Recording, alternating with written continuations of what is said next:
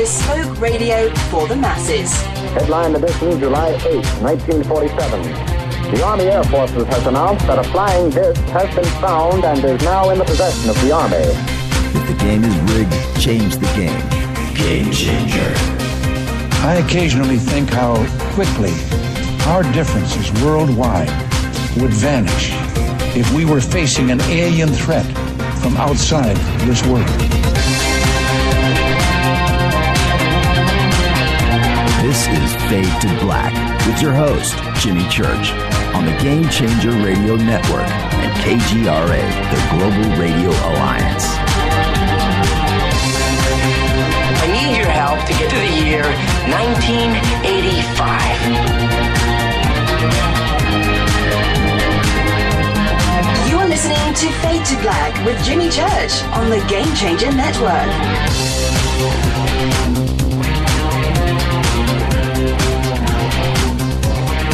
Good evening, everyone. Fade to Black, bespoke radio for the masses. Today's Tuesday, December 1st. 335 days into the new year, just 30 days left for KJCR on the Game Changer Network and KGRA The Planet. I'm your oh so humble host, Jimmy Church. What is cracking, everybody? Tonight, Michael Lee Hill, AMA.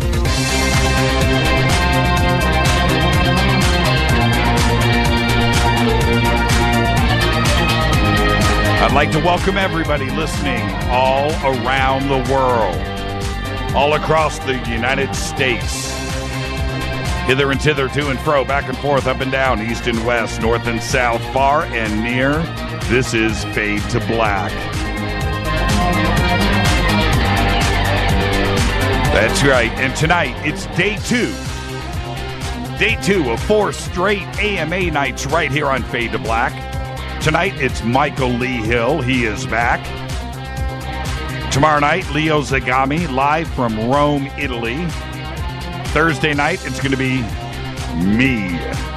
The call-in number, 323-825-5045. You can also Skype in, Fade to Black and the number 14.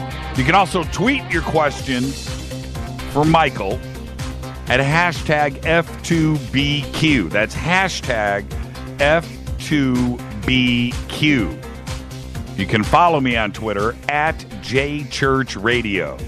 The action is with TweetDeck. You've got to get yourself some TweetDeck. It's automatic. It's amazing. TweetDeck will change your life. Your Twitterville. All right, let's go. Let's get the show cracking. It's going to be a great night tonight. The first time we had Michael on last month, it was just one of those things. It was a 2.5 hour straight conversation. Phone calls were coming in, but I didn't want to interrupt the flow of Michael and I that night. And, you know, in a weird way, I want to apologize for that. But the other part of it is when you have a dynamic conversation like that, you just don't want to stop it. And that's it. So he's here tonight to take your questions. Had phone calls coming in today into the studio about the show tonight, and people excited and wanted to know and so forth. I thought, wow, okay, here we go. It's going to be a great night. And Michael has got a lot of information to share. And the best way to get at a brain like his is to ask him questions. And when I'm doing an interview and having a conversation, you know, I do what's on my mind. And hopefully it's what's on your mind. But I can't do it for everybody, can I? And that's why he is here tonight. AMA Q&A Day 2, Michael Lee Hill. All right. All week I've been announcing, and last week too, our newest sponsor, Life Change Tea. Life Change Tea. It's changing my life. No joke. Got some blood purifiers that I'm doing right now. You can check out everything by clicking on the banners over at jimmychurchradio.com. Right there. It says it. Getthetea.com. Big green banner. Go click on it. Check out the product line. It's all good. It's amazing. Whew. That's super tea. I enough said. It is just amazing. So go check it out. GetTheTea.com. Life Change Tea. Studio Dome, we haven't worked up the new Fate or Not Christmas special, and we will have it for next week. But in the meantime, the SBB deal is still going on. So there you go. Commercials are still running. It's not going to change until Monday. Alien Snowfest, let's get that out of the way too as well. Thank you, everybody that has purchased your weekend passes. Really appreciate it. It is going to be a very fun night, a very fun weekend up there in Big Bear. Was just speaking to somebody today about Alien Snowfest. Oh, Micah Hanks. Yeah, I was talking to Micah today. And I don't know if he skis, but he's going to find out real soon. Yeah, and he's totally fired up. He cannot wait to get out here. So there you go. It's going to be a great, great weekend. Linda Moulton Howe, Stanton Friedman, George Nori, Jason Martell, Micah, Mike Barra, Chase Kletzky, Craig Campabasso, Marshall Klarfeld, and Richard friggin' Dolan. Okay, go and get your tickets now. AlienSnowfest.com. I will be hosting a luncheon. Yeah, Saturday. I'm going to host a luncheon. You want to get your tickets. It's going to be great. All right, let's get this show cracking. Let's get it going. Michael Lee Hill in here tonight. Unbelievable. And so there you go. Let's get this show cracking. Today, Linkin Park guitarist Brad Delson is 38. I remember the first time, I had heard about Linkin Park and I saw, one of their first videos, and I see the crowd doing that thing. And I was like, man, these guys are pretty good. So there you go, Brad Delson at Linkin Park. Doors drummer John Densmore is 71.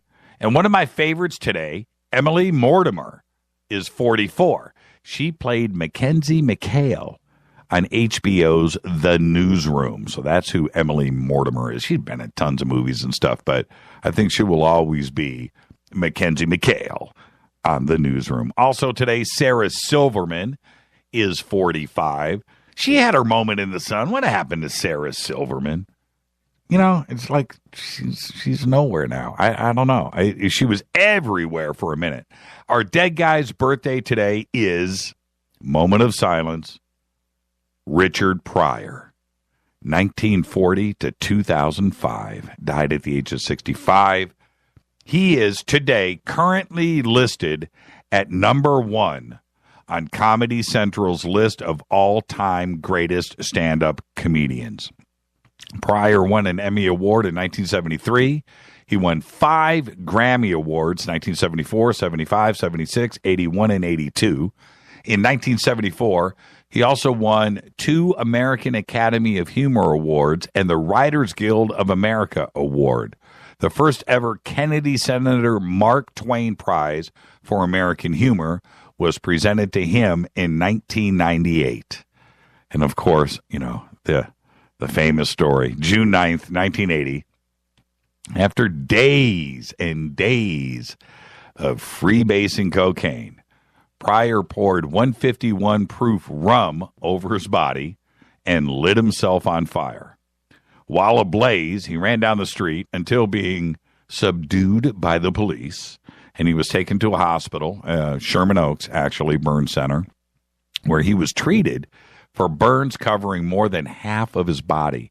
He spent 6 weeks in recovery. On December 10th, 2005, he suffered a fatal heart attack right here in Los Angeles. He was 65 years old.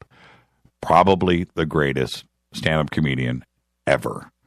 Now, so let's light up Twitter. Let's do it now. Let's do it for Sir Richard Pryor. What's your favorite Pryor? What is it? Is it one of his comedy albums, comedy videos? Is it a movie? So I went through and I compiled a list of some of my favorites. But you have like his original stand-up, Live and Smokin'. That was 1971, man. He was changing things. Silver Streak, Greased Lightning, Which Way Is Up, Blue Collar, Richard Pryor Live in Concert. That was amazing. Holy Moses. Stir Crazy. How about Bustin' Loose? How about the other? Richard Pryor live on the Sunset Strip wearing the red suit. Remember that? How about The Toy? You know, and that is just a little tiny piece of what he has done. Richard Pryor. What's your favorite? Yeah, Sal just said Stir Crazy. That was pretty good. That was Stir Crazy, the one where he was they were in jail in the opening scene. That was Stir Crazy, wasn't it?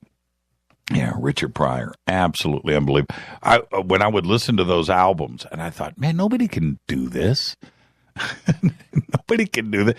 His albums had in the title, on the cover of the albums, was the N-word. And I thought about that, and I was looking at that today, and I thought, man, nobody could do that today. You know, times have changed. And there was a lady today, before we get to the break, that was arrested for letting her 4-year-old son play out in the playground of her apartment complex, which is a gated community, 120 feet away from the apartment. She was arrested. She was arrested because one of the neighbors called the police and said that there's a 4-year-old kid out here alone and so forth. Well, anyway, and I talk about it all the time on this show. When I was 4, when I was 5, when I was 6, I didn't see my mom all day until the streetlights came on. First thing in the morning, crack of dawn, up, downstairs, bowl of cereal, out the back door with my friends, and got lost. Just went out and played all day. I don't even know how we ate lunch. I don't remember any of that. I remember coming home at night. I mean, yeah, 5 years old. You know, and times have changed, haven't they? I mean, yeah, my daughters, no. They weren't allowed to leave the house. You know, that was just, you played in the bedroom with the door closed where I knew where you were. Yeah, times have changed, haven't they? They have changed. Follow us on Twitter at JChurchRadio. That's what you want to do. Email. Now, if you need to get questions in for Michael tonight, we have hashtag F2BQ. You can do that. You can also send in questions via the website. There's a contact page. You can do that there. And also Jimmy at jimmychurchradio.com. Write Rita if you got a question. If you can't think of any other email, Rita at jimmychurchradio.com. All of that stuff will get sent in here to me. I want to get all of the questions I can in tonight for Michael. With that, let's take our first break. And I'll be back with all of the news that you know nothing about. This is Fade to Black, AMA Week, Night 2, Michael Lee Hill on the Game Changer Network and KGRA The Planet. I'm your host, Jimmy Church. This is Fade to Black. I'll be back right after this.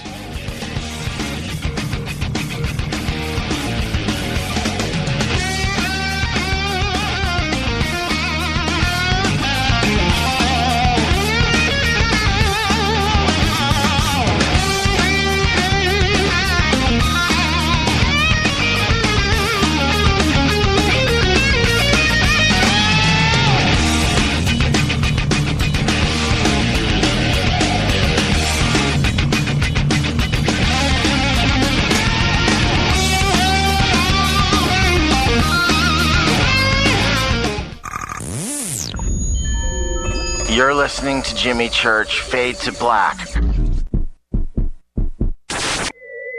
Fade to Black will now pause for alien identification. The station that talks the net. KGRA Radio. What's up, revolutionaries? It's me, Jimmy Church. Do you have an IRS or state tax issue? Well, I did, and I called national tax experts. My problems were fixed, done, fini, and man, I gotta tell you, it was a relief. National Tax Experts are a recognized tax office that services clients in all 50 states. It doesn't matter where you live. Give them a call. I'm telling you, they take the time to understand each and every client's individual financial status as well as their financial goals. And that's exactly what you need, my brother, when you're taking on the evil 3-letter. So, seriously, give them a call today at 1-877-909-5444. Again, 1-877-909-5444. Or go check out their website, www.nattaxexperts.com. That's NATTAXEXPERTS.com. Tell them Jimmy sent you. 9 out of 10 geneticists agree. Fade to Black is not your father's radio show on the Game Changer Radio Network and KGRA, The Planet. Hi, this is Chase Kletsky with Fate Magazine Radio, and you're listening to Jimmy Church and Fade to Black on the Game Changer Network and the KGRA digital broadcast station, where the Fade or Nots rock. Hi, this is Rob Reiner from Anvil, and you're listening to JimmyChurchRadio.com. What's up? I'm Chris. What up? This is Kyle Massey, and you're listening to Jimmy Church Radio.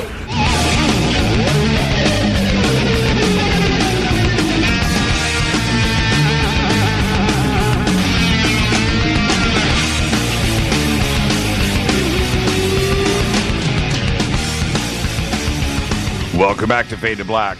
Tonight, it is day 2 of 4 straight AMA nights right here on Fade to Black. Our guest tonight is Michael Lee Hill.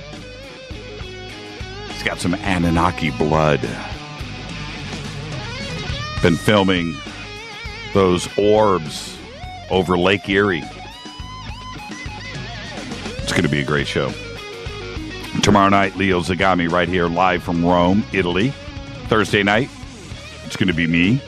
The call-in number is 323-825-5045. And we'll talk about that in just a minute. You can also Skype in Fade to Black and the number 14. And let's try to keep everything to questions. The shorter your phone call, I mean, stories are great. And if it's relevant to the question that you're asking, I get that too. And I don't want to disrespect anybody. And I've never cut anybody off of a phone call. But I just want to get as many calls in as we can. Okay. Last night, I don't know what we probably did 40, 50 phone calls last night. We could have done 60 if you think about it. Okay. So there you go. All right. Let's do this. On this day in history, 1959, Antarctica was made a military-free continent. Allegedly. Fate or fact? This is crazy. Somebody needs to vet this. Somebody needs to confirm this one. Thomas Edison's last breath is contained in a test tube in Michigan. Fate or fact? All right, let's get to the news that you know nothing about. I don't want to make light of anything, but just listen to this. Putin says Turkey shot down the plane to protect the oil trade with ISIS. Turkey says, prove it. Turkey says Putin is avoiding ISIS and bombing everything else. Putin says, prove it. Turkey's president, Erdogan, says he'll resign if Moscow proves it. And then he turns around and asks Putin to do the same thing. But Putin says nothing. And I just gots to say, you thought Richard Pryor was funny? That is comedy. And that's how they're playing international diplomacy right now. Friggin' joke. An unsettling mystery has washed up on Japan's shores. Over the past 2 months, at least 12 wooden boats, big boats, have been found in the Sea of Japan on or near the coast, carrying dead bodies, decaying bodies. Yes, all the bodies were partially skeletonized. 2 were found without heads, and 1 boat contained 6 skulls. The first boat was found in October. Then a series of boats were found this past month in November. Coast Guard officials in Japan are trying to unravel the riddle of where these ghostly, ghastly boats are coming from, and what happened to those on board. Right now they're thinking North Korea. It's bizarre. It is a bizarre. Not one person alive. And they've been out there for a long time if they're skeletonized. Netflix is doing it big. Netflix is reportedly working on a reboot of Lost in Space. That's right. The classic sci-fi series ran for 3 seasons, starting in 1965. And let's just hope it's as good as the OG version. I went back, it was last year. You have to ask Rita because I kept her up late at night. I went back last year and I watched every episode of Lost in Space in order. Man, love that show. Facebook's Mark Zuckerberg and his wife, Priscilla Chan, plan to give up 99% of their Facebook fortune. They're going to give it all to charity over the course of their lives via a new foundation. Zuckerberg announced everything hours ago in a letter embedded in a post commemorating the birth of the couple's first child.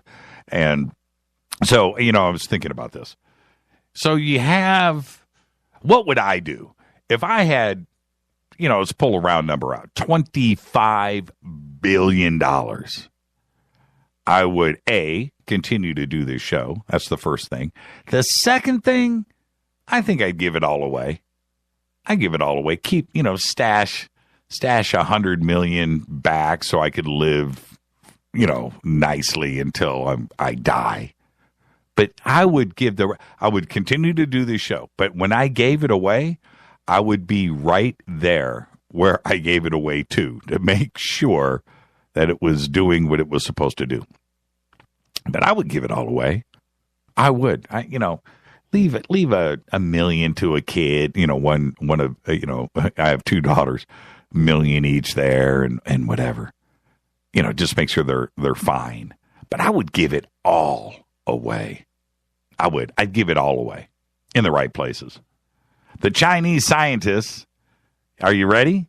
The Chinese scientist behind the world's biggest cloning factory says he has technology advanced enough to replicate humans and is only holding it off for fear of public reaction. The company, Boya Life Group, and its partners are building a giant plant in the northern Chinese port of Tianjin, which is due to go into production within the next 7 months and aims for an output of, check this, 1 million cloned cows a year by 2020. And that is my scary news of the day. That's just frightening. Frightening.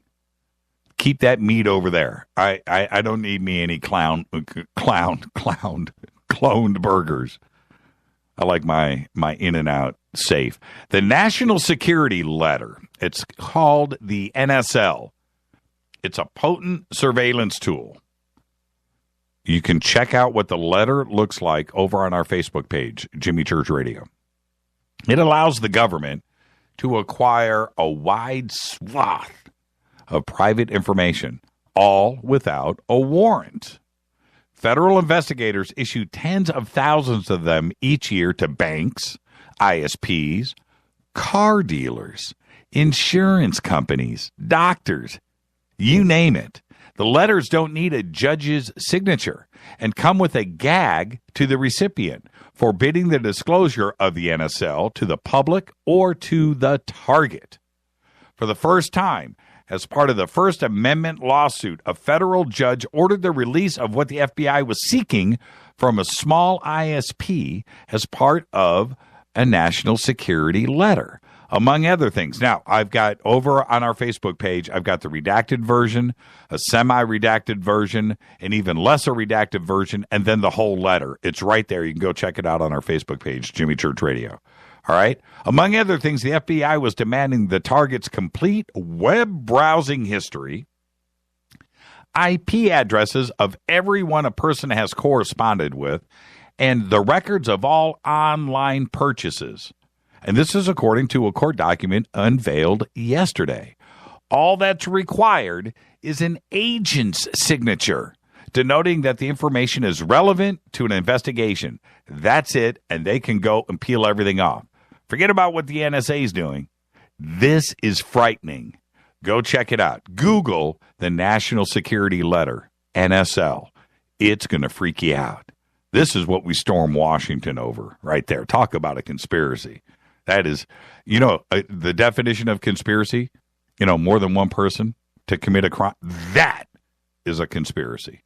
Thousands of stone structures that form geometric patterns in the Middle East are coming into clearer view, with archaeologists finding 2 wheel-shaped patterns that date back 8,500 years. This is in Jordan. Now, that makes these wheels older than the Nazca lines. And some of these designs are located, like I said, in Jordan on the Azraq Oasis. They seem to have astronomical significance, built to align with the sunrise on the winter solstice. Those are just some of the findings of the new research of the Middle East lines, which were first encountered by pilots during World War I. RAF Flight Lieutenant Percy Maitland published an account of them in 1927 in the journal Science. Check it out. Pictures over on our Facebook page. Canadian developers are planning to send a satellite into low Earth orbit with a specialist camera and radiation detecting equipment in a bid to capture the world's first ever conclusive video footage of an alien craft. They're trying to see if the real truth is out there.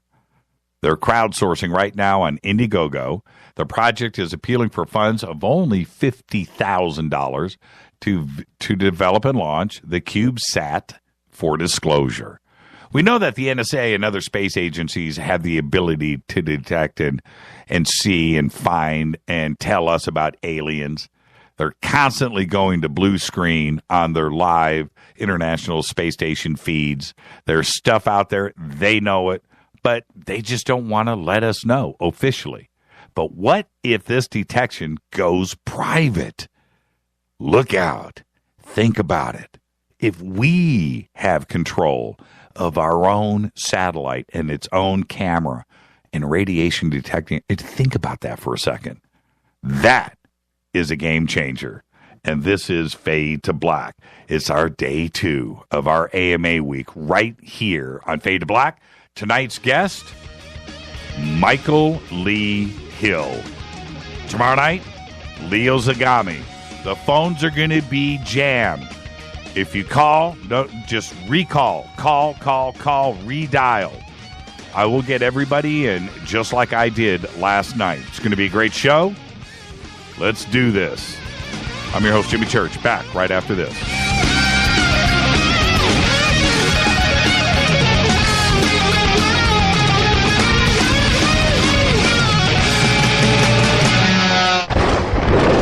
This is Fade to Black with Jimmy Church on the Game Changer Radio Network and KGRA, the Global Radio Alliance.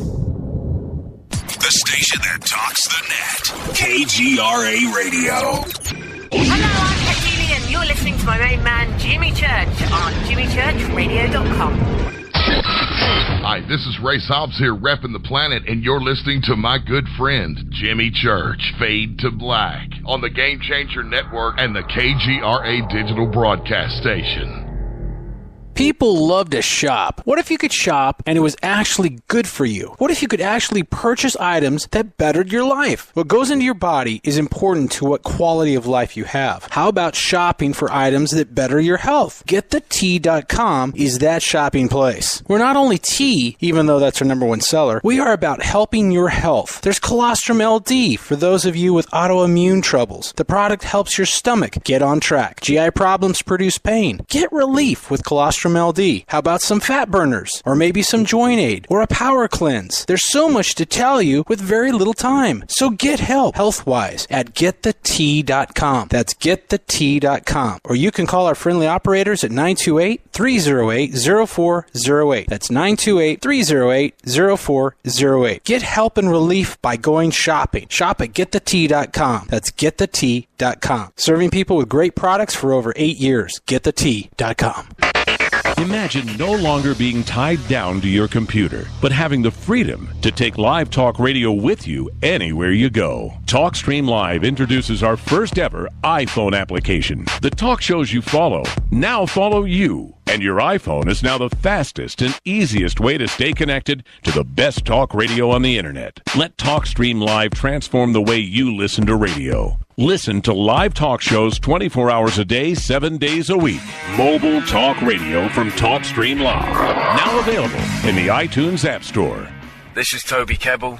You're listening to JimmyChurchRadio.com. Don't hurt me, Jimmy. I'm only little. Hey, I'm Adrian Grenier. And this is Ari Gold. We're the Honey Brothers.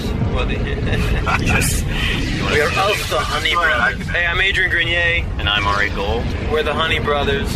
And you're listening to Jimmy Church. The Revolution. All right, you Fadernauts. Studio Dome has done it once again. A new Studio Dome Fadernaut special. Introducing the Studio Dome Boom Box Bluetooth speaker. It's got a rear-firing bass film subwoofer and dual 52mm main speakers. You'll never listen to your tablet or cell phone speakers again. Just click on the Studio Dome banner, use the promo code Jimmy, and you'll get the SBB for $49 and free shipping. And get a Buddy 4-port USB charger for free. That's a $19.99 value right there. And they'll throw in a Buddy in the box. It's the best deal on the net anywhere. Just go to JimmyChurchRadio.com, click on the Studio Dome banner, enter the promo code Jimmy. Go Beckley Teppy. This is Micah Hanks of the Gralien Report, and you're listening to Jimmy Church on Fade to Black, across the globe on the Game Changer Radio Network and the one and only KGRA Radio, The Planet.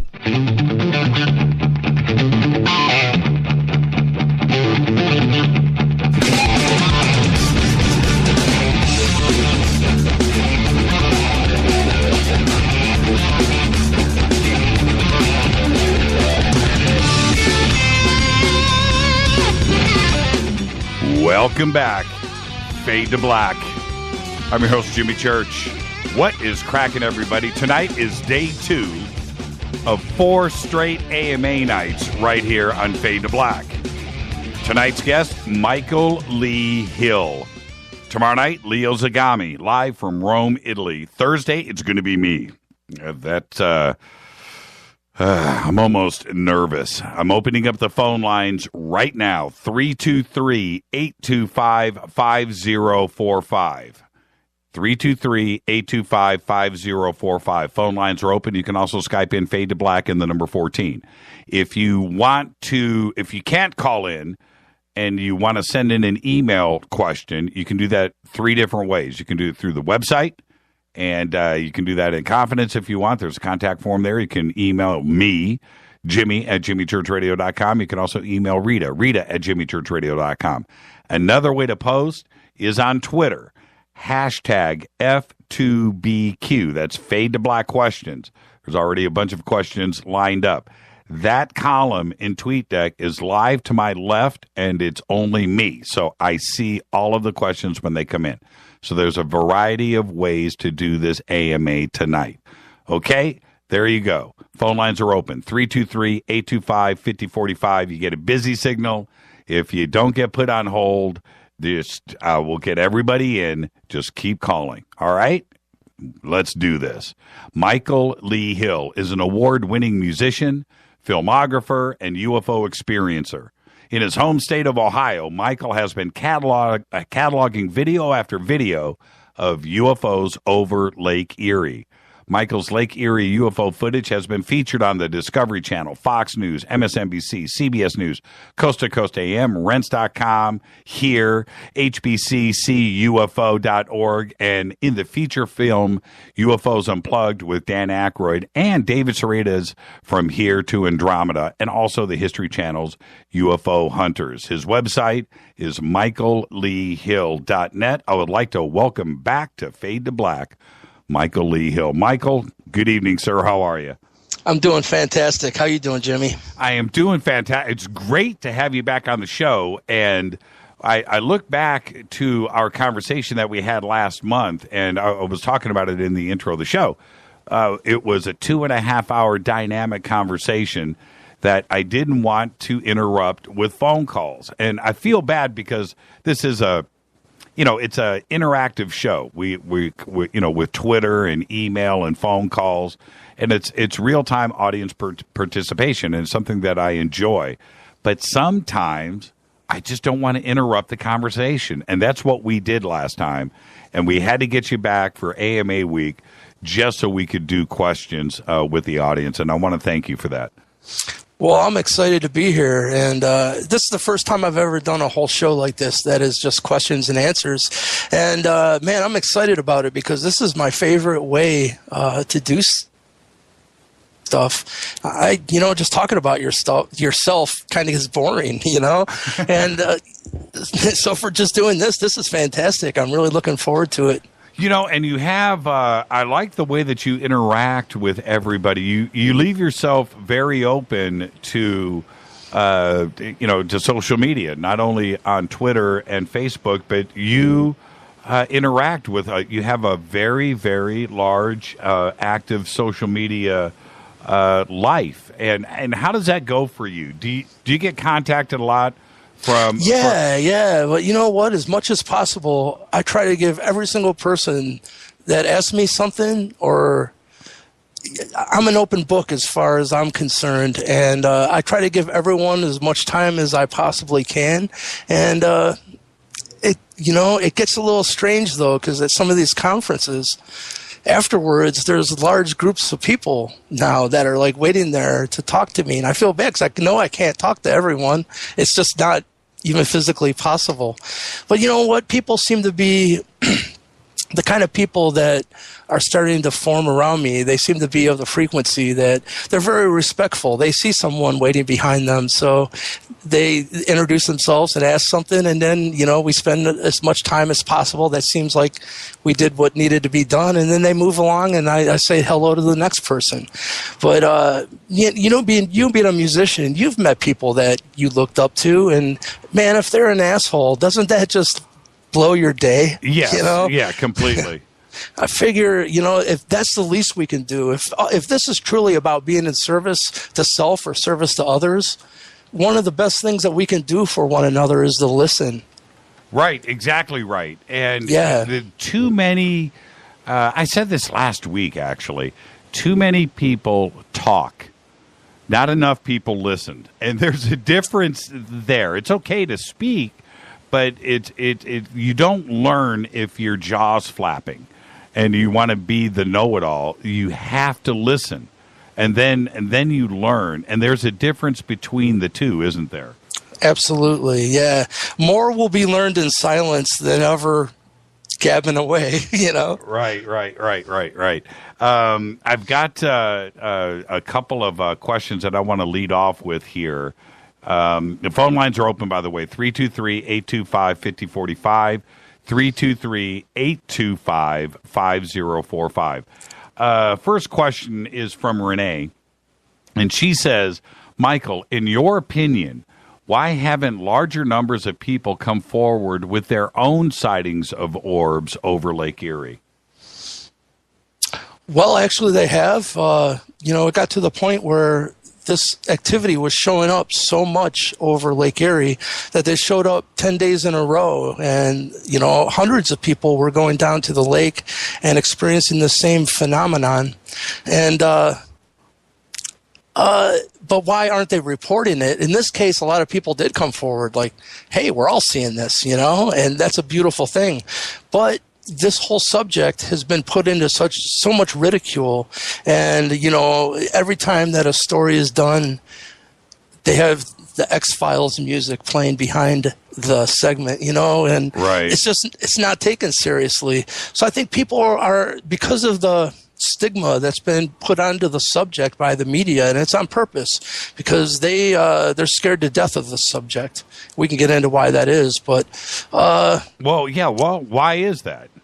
Well, I can tell you, because of my own involvement on all this. I was pulled into a secret meeting with the elite, and they said, we want to tell you why this subject has been withheld from the masses for the last 25 years, including your Spike TV show, they told me, because in 2012, I had given Spike TV about 8 months of my life, and, they had done a mind-blowing job in putting a new show together that went over everything that happened in my life, like some of the even previous abduction experiences they had recreated with, I got to meet the young Michael Lee Hill actor, it was pretty mind-blowing.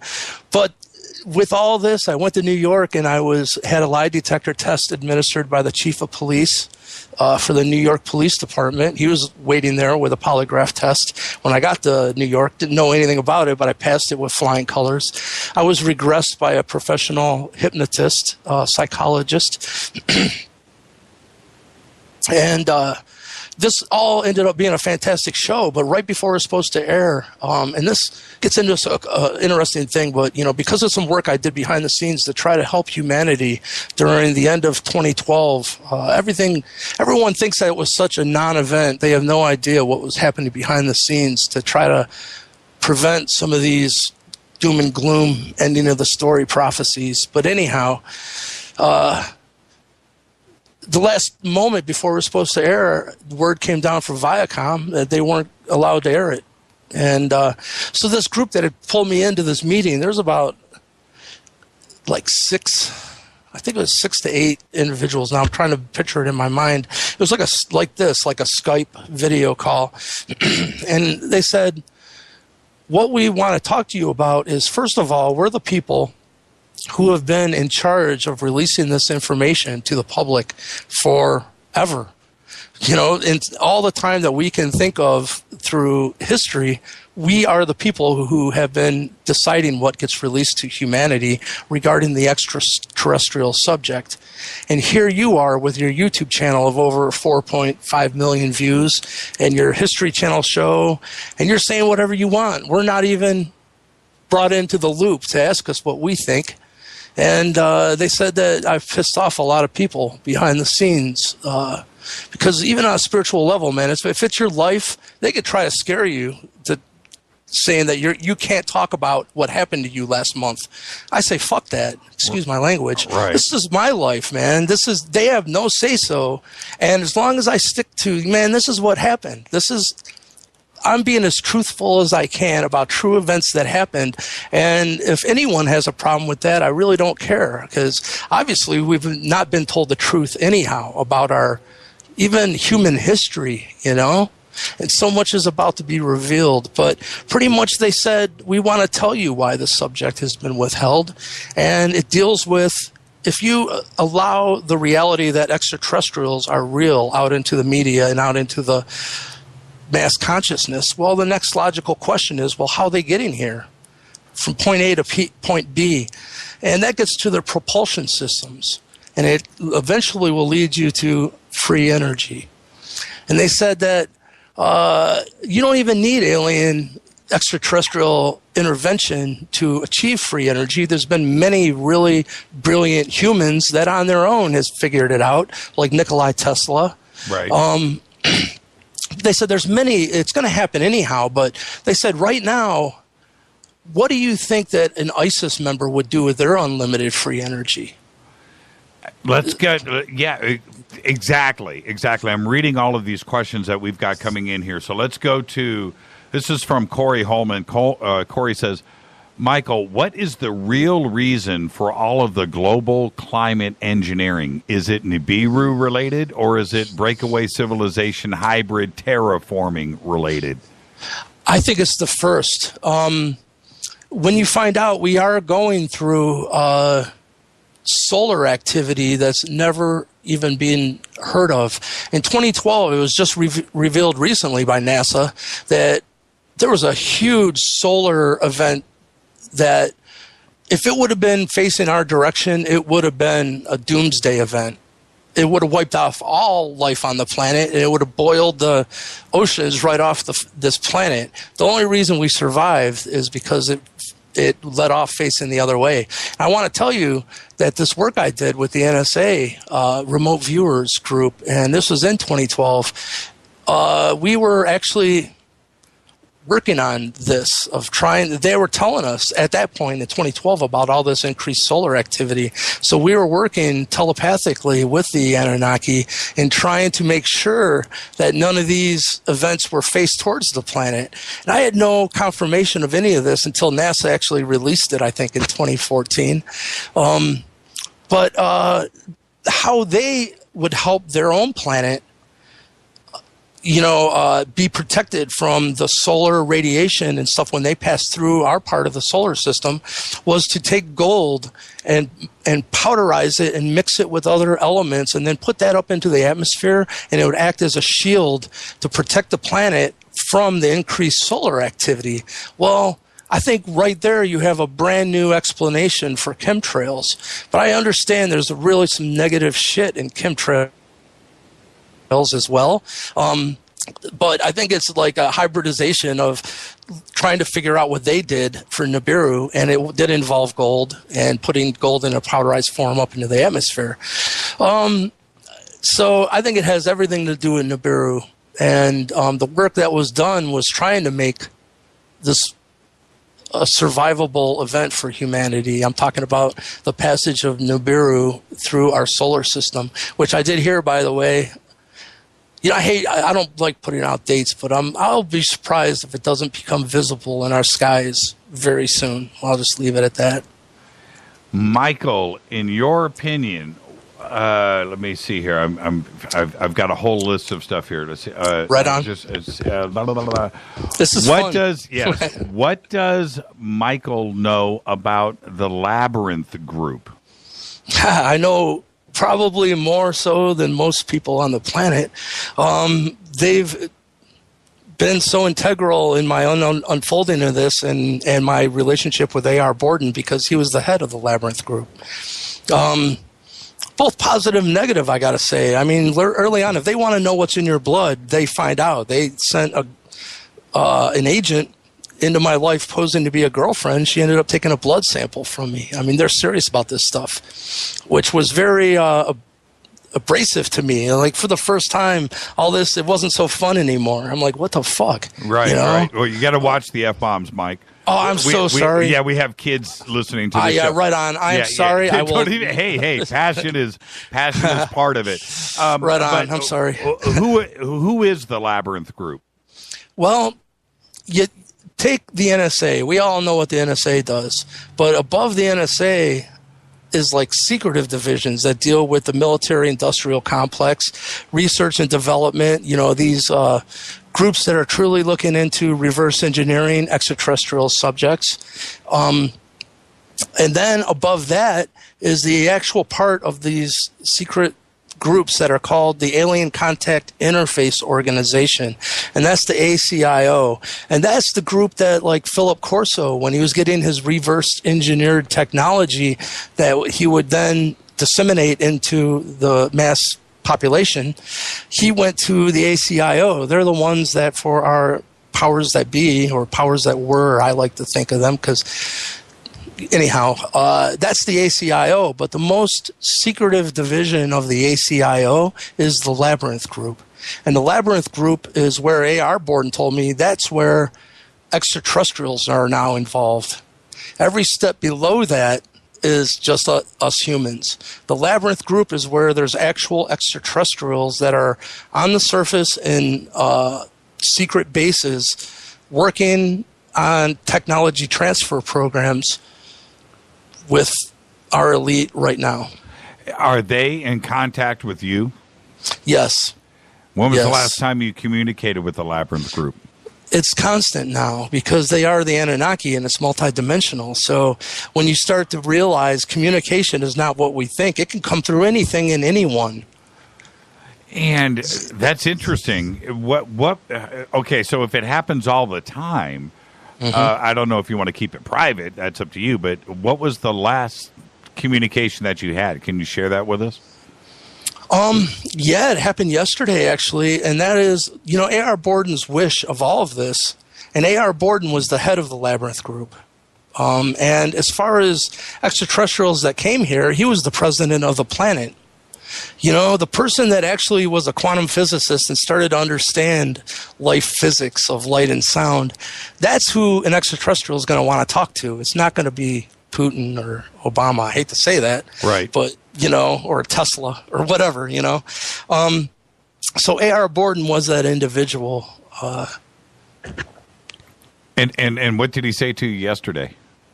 Well, it wasn't him specifically. What it was in 2012, what happened is I received an invitation to be a ground floor member in a group that they called the Linkage Institute. And by the way, this is really cool that we can get into this because everyone go check out on Facebook. We've actually just launched what we're talking about for real, the Linkage Institute group on Facebook. It was AR's wishes to, they said that they've been going to an extraterrestrial conference of sorts that wasn't on this surface. It was on a mothership, an Anunnaki mothership. And it's where many races of extraterrestrials would meet, and they would talk about things that were coming up in the near future for Earth and what, they would think tank it. And this conference was called the Link. So the whole idea of the Linkage Institute was to increase the human amount of people sitting at that table.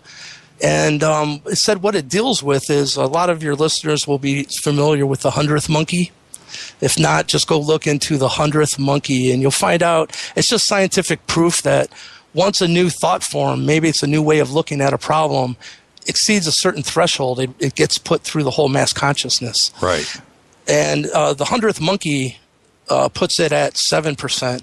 Well, they told me they know it's only 3%. It only takes 3% of us resonating at a new higher frequency that's more love-based and more beneficial for the whole.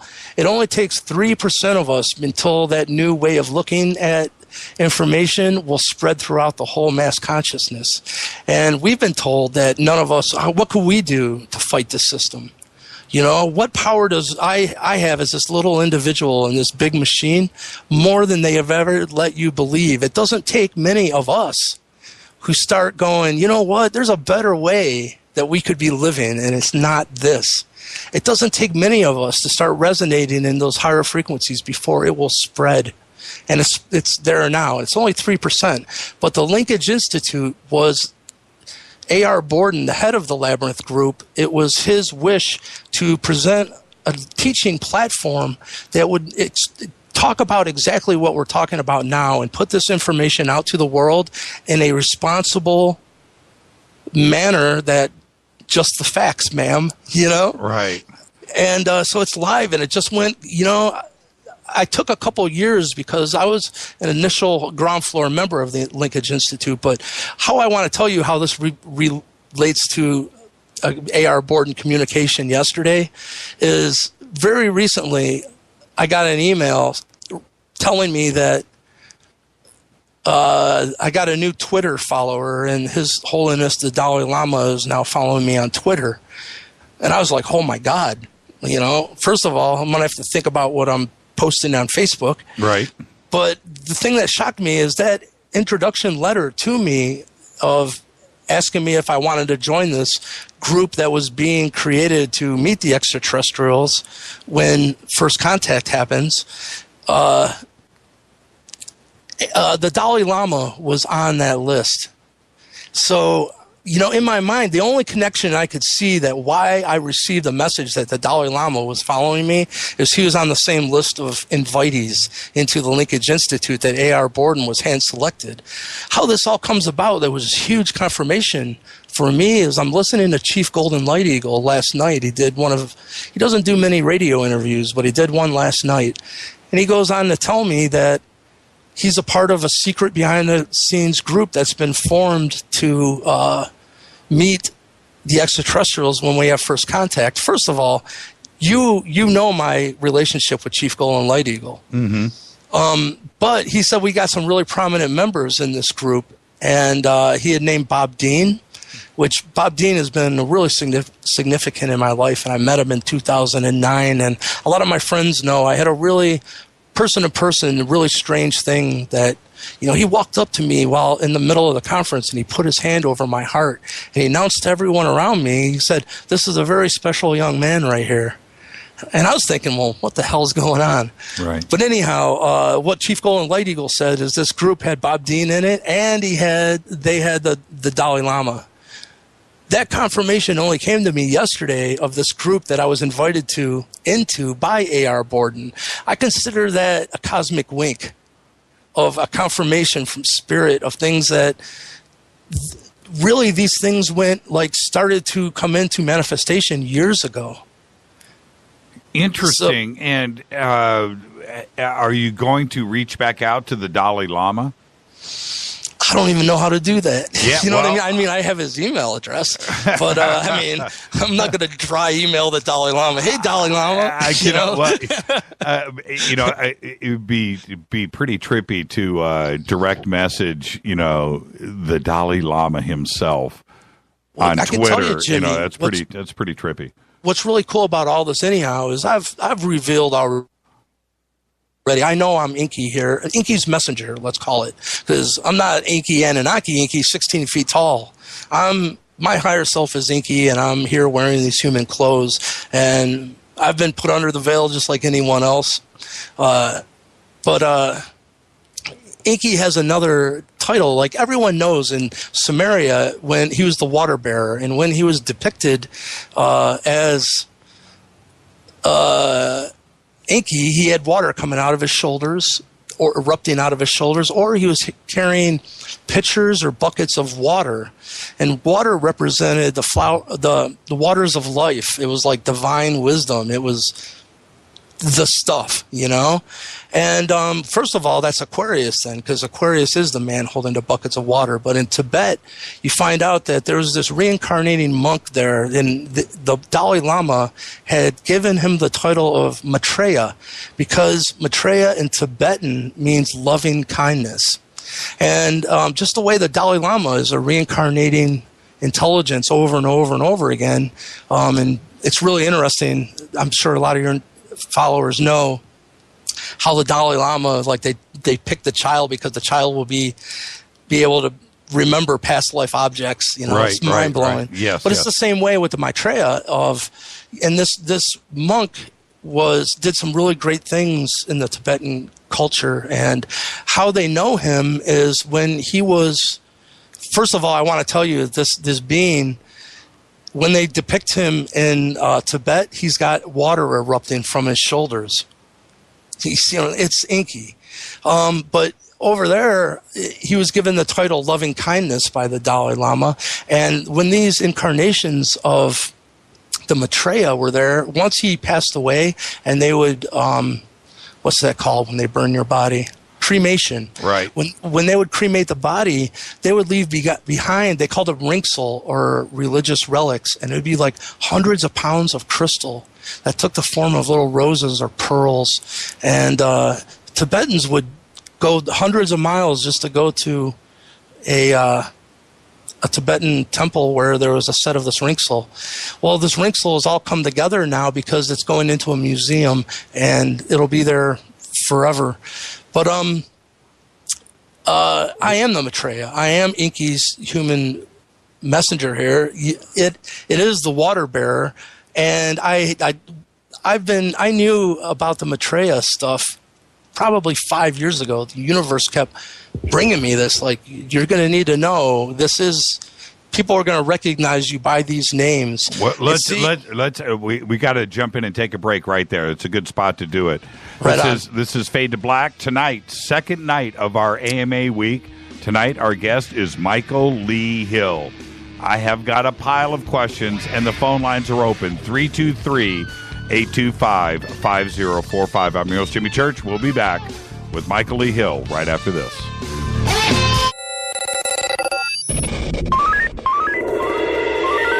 Way out here, we listen to Jimmy Church. You're listening to Fade to Black. Always on the edge of the hottest alternative talk. Jimmy Church with Fade to Black. KGRARadio.com. ¿Qué tal, mis amigos? Yo soy Mario Carson, el tiburón, y los invito para que escuchen a mi buen amigo Jimmy Church Radio. ¡Claro que sí! Ray Sobbs here once again to tell you about the Space and Alien Snowfest Ufology Conference taking place in the ski resort city of Big Bear Lake in sunny Southern California. What a lineup. Richard Dolan, Chase Kletsky, Micah Hanks, George Norrie, Jason Martell, Jimmy Church, Linda Moulton Howe, keynote speaker Stanton Friedman, and more. Along with the speakers and lecturers, join the luncheon hosted by Jimmy Church. See a world-class UFO ET-themed ice sculpture contest with attendees voting the winner. Enjoy the quaint shops, restaurants, and pubs in Big Bear Lake Village, and enjoy some of the best sky watching you can imagine. After the hectic holidays, gift yourself with a retreat the first week of February, and come relax with us in a premier ski resort town high in the mountains of the Southern Sierras, with an average of over 300 sunny days a year. Take advantage and book your lodging early and get your tickets now. Visit our website and register at aliensnowfest.com. That's aliensnowfest.com. Did you ever turn to your radio for your favorite talk show to find that it's been preempted for this? In the air to deep right center. Back goes Lewis to the wall, and it's out of here!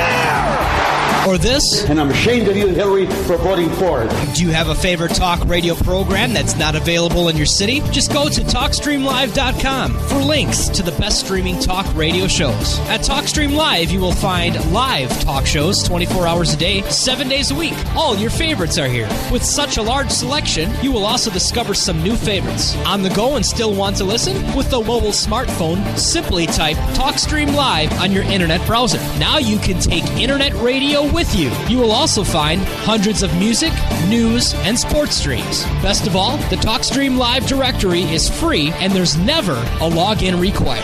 Remember TalkStreamLive.com, the fastest route between you and your favorite talk radio show. You are listening to Fade to Black with Jimmy Church on the Game Changer Network. Oi, oi, I'm Reese Evans. You're listening to Jimmy Church. This is Revolution. The revolution will not be televised. The revolution is on radio. Ciao.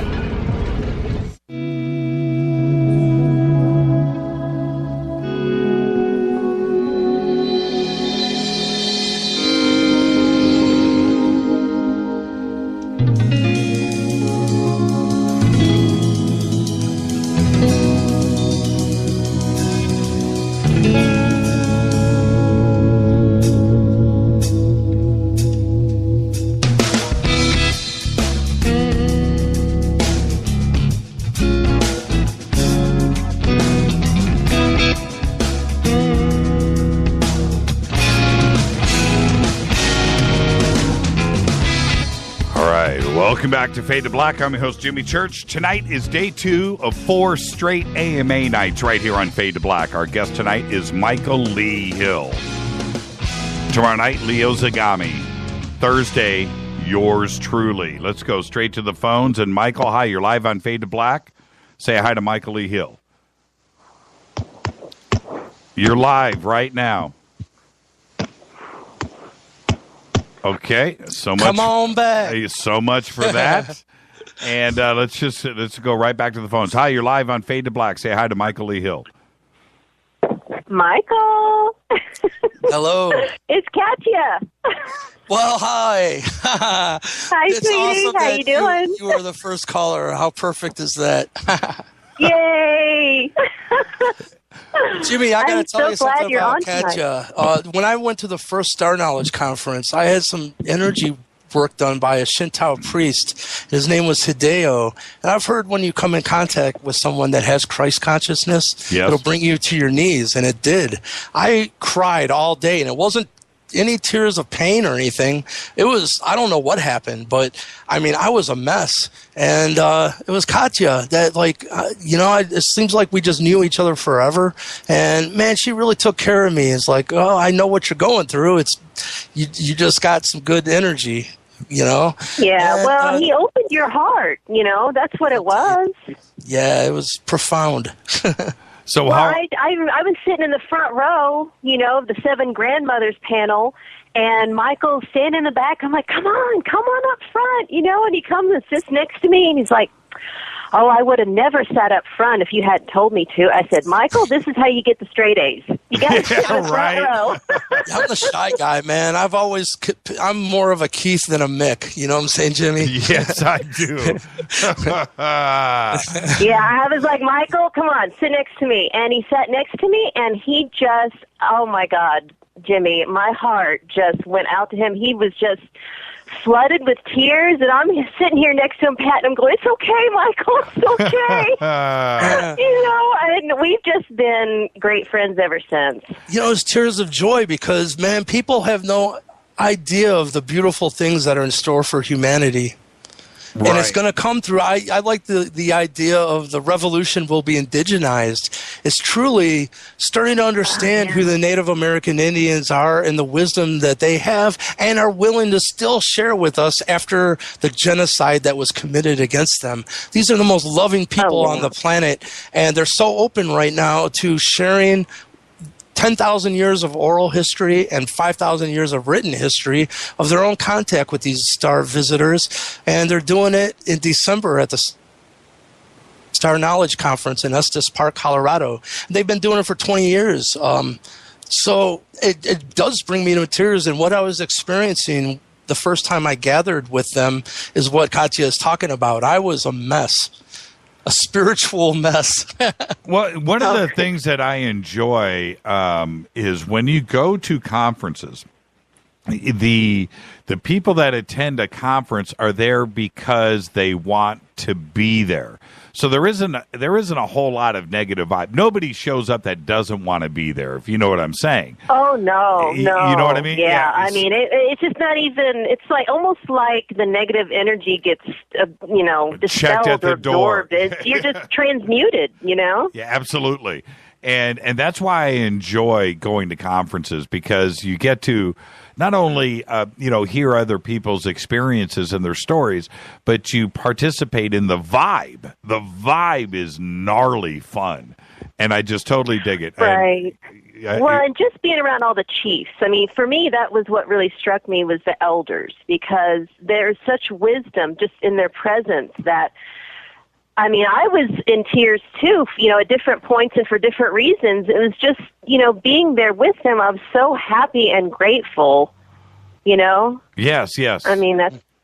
Well, okay, so Katya, this is an AMA. Thank you for calling in, but this is what I want you to do. I know you have a question for Michael, but since you got the inside track, you know exactly where to go. So I'm curious, what's your question tonight for Michael?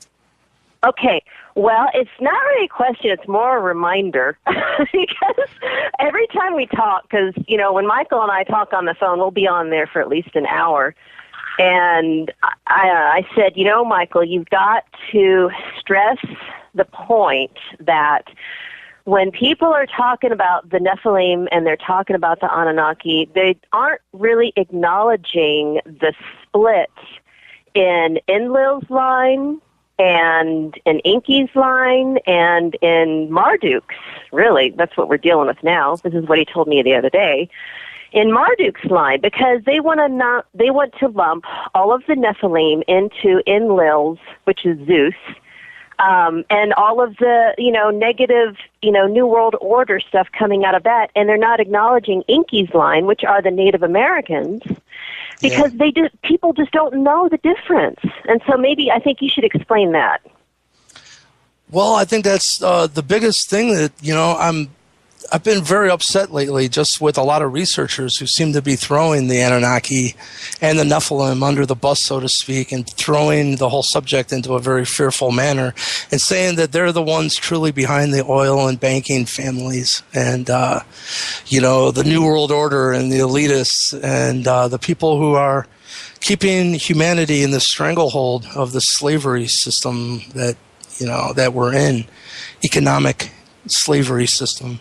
I don't want to interrupt your answer, but I want you to expand on that a little bit, because it seems that it is, for somebody that doesn't have direct contact or direct research, that it is a controversial and an easy way to go to A, have an argument, or B, cause ripples in the water. Yeah, that's why I think what I'm bringing to the table is so important, because it gets through opinion. This is scientific fact, and it comes in the form of brand new DNA revelations that come in the form of what's called haplogroup X2A.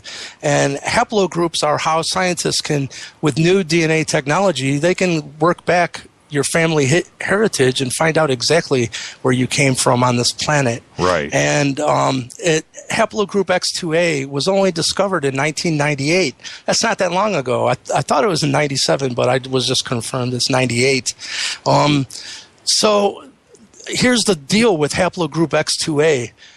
It throws our history books, regardless, right out the window, because we've been told that every being that came into the Americas came through an Asian migration route, and that's haplogroup A, B, C, and D. Well, in 1998, they found out a brand new haplogroup that this DNA only showed up in the giant skeletal remains that have been removed from these earth mounds, and in at least 3% of the Indian population still to this day, because the mound builders twined into the Native American Indian tribes. And that number can be way higher, because not many Native American Indians has had their blood tested, but at least 3% are still haplogroup X2A. Now, this brings up a very interesting point right off the bat, because it's it's not open to personal opinion. A few generations ago, this DNA was giants.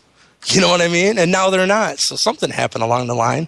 But I'll tell you, the third place that this haplogroup X2A on the planet is in ancient Jerusalem. Interesting. Yes. Hey, Katya, thank you for the phone call. It was nice talking to you. Oh, again, you're Katya. welcome. Oh, I love you guys. Love you right back, Katya. Be safe out there. Okay, you too, hey.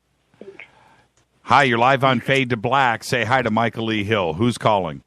Oh, hello, Michael. How are you? Hello. This is just Rich. What's your name? name? How are you, Jimmy? Just Rich. I just go by Rich. Hey, Rich, how you doing? I'm doing fine. You mentioned a few things in terms of the Anunnaki and them might be responsible for our woes in the country now. Mm-hmm. I've heard the Palladians channeled, and I've listened to almost all of them, and almost all of them, they claim that they're responsible, more or less, for what we're going through now. They call it tyranny. What do you think of that? I see that a lot, and that's what I'm saying. I understand that there's this negative connotation put out there, but it almost seems to me you need to understand that humanity has been under an experiment very long ago that dealt with the whole reason the Nephilim was even created was to try to help humanity through the last pole shift. And to do this, it was decided upon by Enki's mother's side, the elders, who were not Anunnaki, they were Elohim, that, well, what could be done to try to help humanity? And they said, well, this idea of yours, Enki, of this ark, that's pretty fascinating, but if we weren't evolving fast enough is what they concluded, because we were brought into what they called Eden in their own Sumerian word for it. We weren't evolving fast enough to be ready for this dimensional shift that was at the end of 2012. Because of this, a whole experiment was put into place for humanity to experience its own mental energy in an accelerated fashion, both light and dark, in hopes that we would experience, because the Anunnaki know that thoughts have an electromagnetic reality, that thoughts have energy, and energy can't be created or destroyed. It needs to be transmuted. Well, if thoughts have a waveform attached, which they do, how do you transmute a negative thought form? Well, you live it. That's the truth of the matter. It comes up into your own personal reality, and if you can choose love over fear, you'll transmute that energy into its higher octave, and you'll be done with it, and it will not come back in your life. If you don't transmute it, it'll just keep coming back over and over and over again, and you'll go, why does the same crap keep happening to me? It's different people, but it's the same experience. It's because you haven't transmuted those energies, and they will keep returning until you choose love. And we can all do it right now, no time needed. But I agree with you 100%. But if you just focus on Team Bad Cop, who it is their spiritual role to look out over mass consciousness, and if they see someone vibrating fear, they'll make sure that person gets a chance to experience their own dark baggage in hopes that they'll change it. But that's only looking at Team Bad Cop. And I can tell you, if you're a human who's catering to a multidimensional being Marduk, who's in charge of reflecting back a negative polarity, and you go into that meeting with a lot of fear and doubt and garbage in your belief system, well, you're going to view that person as a demon, because they're going to make you experience all your darkness. And there's a whole other side, though, man, of that. I think this is why it's confusing for people, because some people will go, the Anunnaki have been guiding us into the higher realms and giving us sacred geometry and physics of light and sound and music, and they have, philosophy. They've given us agriculture and architecture, and it's actually in the Sumerian clay tablets of the Anunnaki handing down these thought forms of architecture and agriculture, even how to plant seeds and the making of beer, which I'm really appreciative of. So if you look at Team Good Cop, then you'll go, wow, these guys have been really trying to inspire us into the higher realms. And it's true. If you just focus on Team Bad Cop, you'll go, oh my God, these are the ones that are causing all the problems on this planet. And it's true in a sense. Well, you need to understand that both of them are working in cooperation to help humanity evolve as fastly as possible by making us experience our own mental energy in an accelerated fashion. Thank you for the call, Rich. You're welcome to. Thank you. Yeah, thank you so much. Great phone call. Yes. I've got 100 questions in front of me. This is what AMA is all about. This is from Matthew. He says, do you think that the Anunnaki may be an offshoot of the Arcturian culture, which I believe to be older, highly evolved, and the protectors of this and many other universes? Yes. I can tell you plainly that I've had more Arcturian contact than I even have Anunnaki.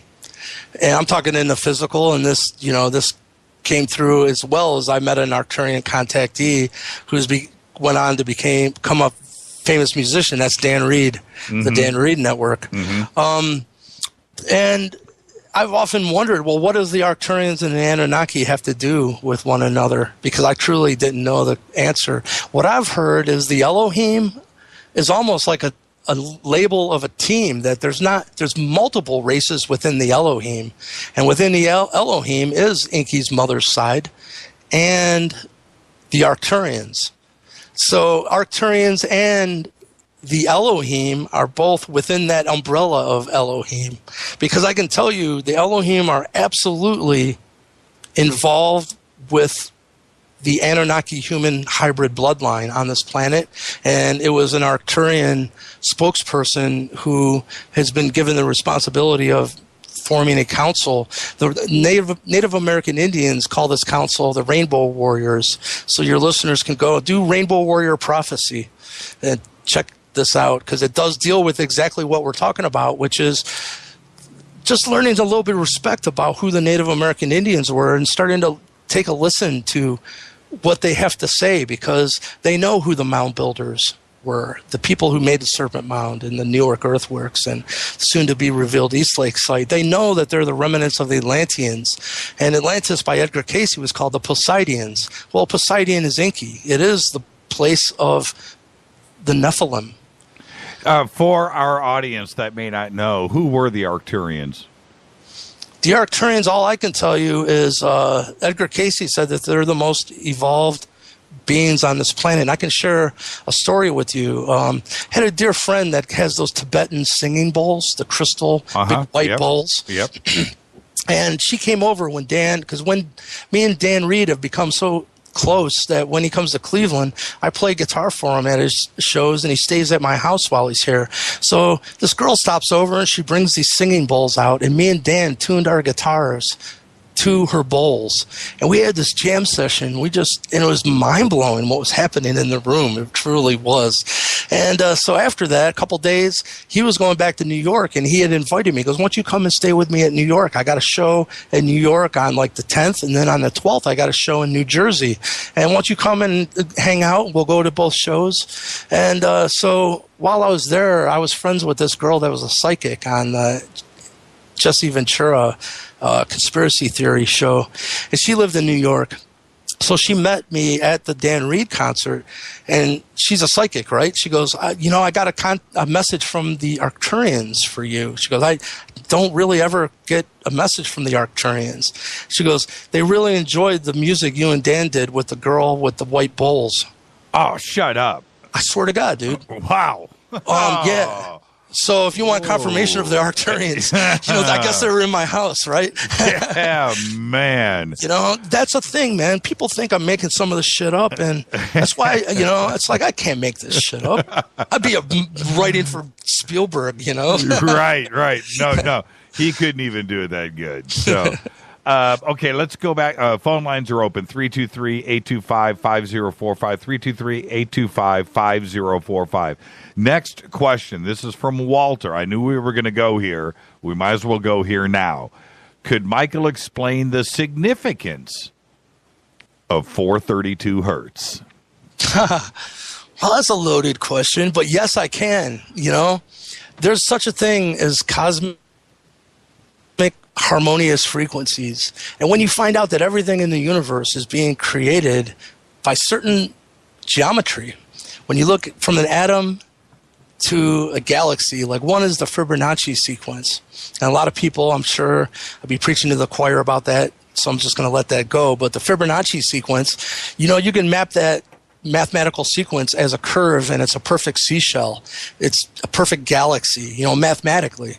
It's in our cells, and everything from the atom to the galaxy is using this very specific geometry.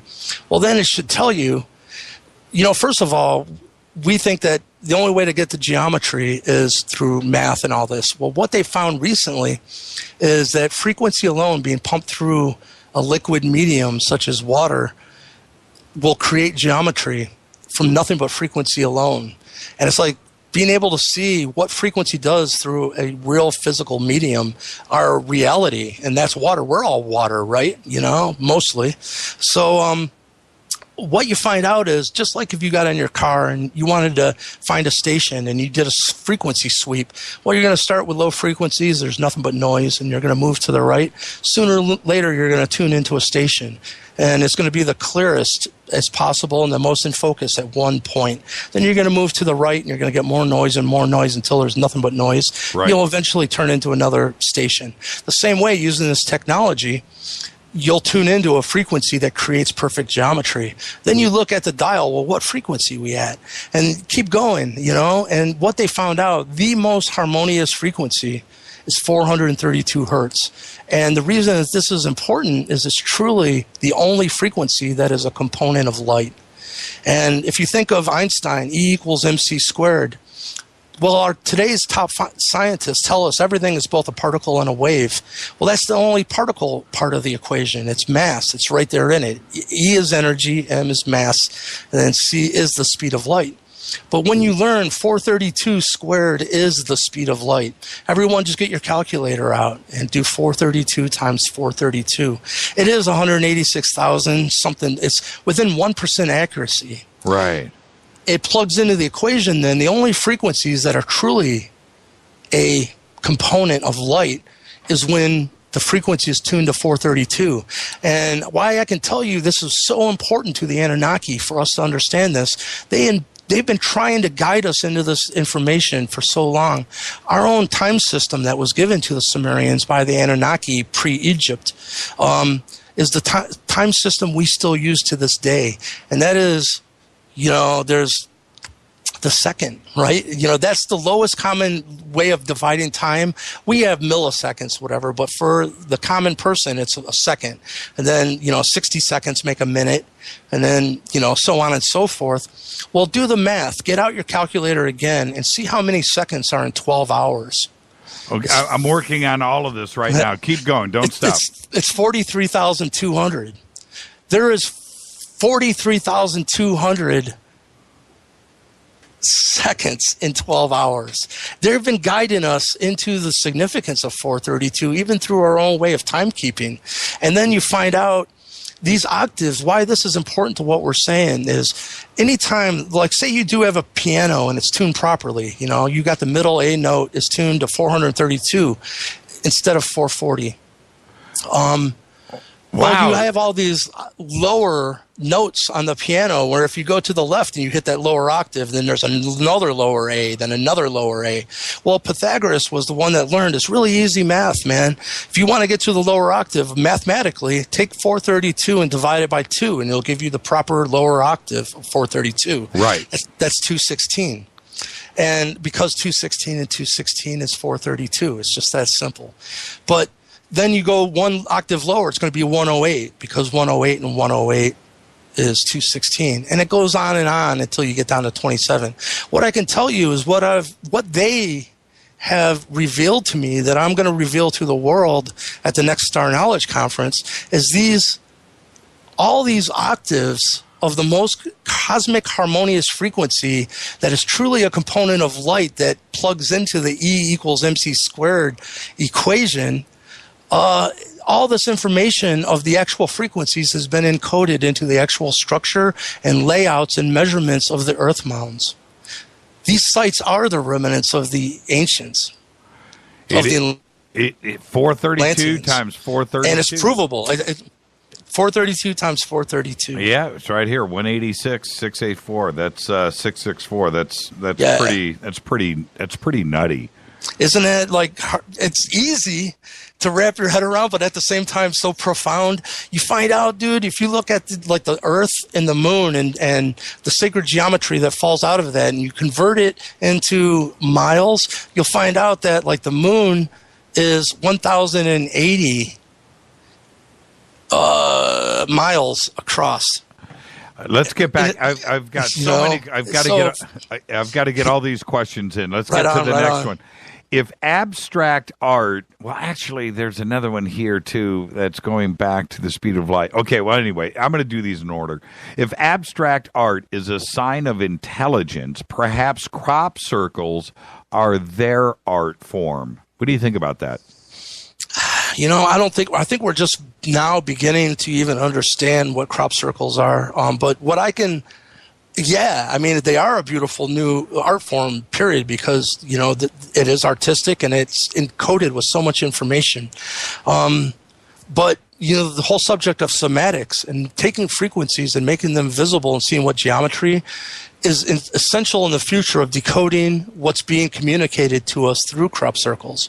Because not only is it a beautiful art form, but they are communicating. And especially, it gets back to 432. The whole subject of 432 is expressed over and over again through crop circles. Well, and I know that we talked about this briefly when you were on before, the 7-pointed star crop circles. Mm-hmm. Have you been able to try, and this is from Dew Sky, have you been able to try to interpret musical notes and maybe play music from crop circles?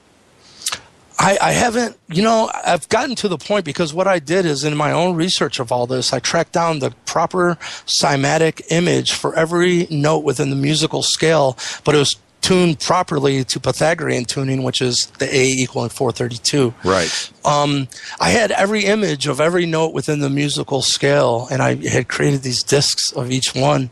And that working with those discs is what allowed me to have the revelation that, the A, 27 Hertz, which is 4 octaves below 432, produces that perfect 7-pointed star. It's absolutely 432 related, and right there it was in the inky crop circle. That was a huge moment of revelation for me that brought me to tears as well, because I had asked them for confirmation. They told me first that, I was associated with this being named Inky. To me, I had never even heard of an Anunnaki, so the title Inky meant nothing to me. I asked them for confirmation. I said, put the name in a crop circle. I said, and while you're at it, because at first I thought, we got over this, I think, in the last interview. But, sooner or later, I'm like, well, if you are who you say you are, you'll figure out, put your name in a crop circle and code it with some information that more than likely I'm the only one that would be able to decode it. I don't know what that would be, but have fun. And a couple years later, this crop circle shows up that is encoded with Inky, and it's encoded with a 7-pointed star, which is the Babylonian world map that sits in a museum right now, is a 7-pointed star. It's Bear Cloud, who's a tribal elder, said that once mankind understands the magnificence, again, it's almost like Tesla talk, that the 7-pointed star will produce itself macro and micro, forward and backwards, in perfect fractal geometry as a whole unit, will enter a new age for mankind. Next question. Here we go. Ask Michael if he's been able to see into his own Akashic records, and that's from Les. I have past life recall of living a life as a monk, in Tibet. A lot of martial arts things martial arts has always come very easily to me. And, I seem to be very focused right now into this life as me, Michael, right here, because I've learned the only thing that's really real in this reality is the moment point. That's your moment of power. The only time you can truly affect anything in this reality is when your consciousness is focused, your attention is focused into the moment. And if you're in your cell phone, you're not going to be there. If you're thinking about what you wish this moment was, it's not going to be there. If you're thinking about what you needed to do a week from now, you're not in the moment. The moment is the only thing that's real. But the Dalai Lama has got his cell phone, he's got his S6 out right now on Twitter. Right on. Hey, Dalai Lama. that is just I can't wait to see him again. Dan Reed actually went and interviewed the Dalai Lama for Spin Magazine, and that's what sent him on his way of the spiritual pilgrimage where he eventually met the Arcturians. It's not like this light story, you know what I mean? Right. And I said, wouldn't it be cool to get Dan and we'll talk about all of this on a radio show? Yeah, we got to do that, and we got to bring Brian on too as well. That would be fantastic. That would be a dream. I remember when I first met Brian, and I met him. I didn't know he was a guitar player, right? He was a Pro Tool. This is when Pro Tools first came. This is early 90s. And I'm going to say 93, 94. And I remember him one day, he goes, actually, man, I'm a guitar player. I'm not this computer guy. I'm a guitar player. I was like, yeah, right. Because I had another respect for him in another, at another level. All right. And then I found out that the dude could really, really shred. He's just a really talented guy. And his vocals, dude. Yeah, man. He's the package. And I think he's one of the most underrated. Well, maybe this new album will show the world a real talent of who he is. Well, those first couple of records with Dan Reed, we're going off of the AMA here. I don't want to do that. Right on. But I mean, we're talking about Bruce Fairbairn, big producers, big, Bill Graham. Yeah, Bill Graham, and everything was thrown behind Dan Reed back then. Yeah. And anyway, let's save that for another show. Okay, back to the AMA. Let's see. Please ask why the Anunnaki he has met was stuck here and how he became stuck here and why the current technology can't help him leave. And that's from Allison. They were never stuck. There was a ground crew that was left. As when this experiment went through, so this puts in a whole time frame that we can now start talking about, because if truly the reason that the Nephilim was even created was 25,000 years ago was the biblical flood event. And then 10,500 years ago was the event that sunk Atlantis for the last time, and the Atlanteans went to the left and went up into the North American continent and became what was known as the Mound Builders eventually.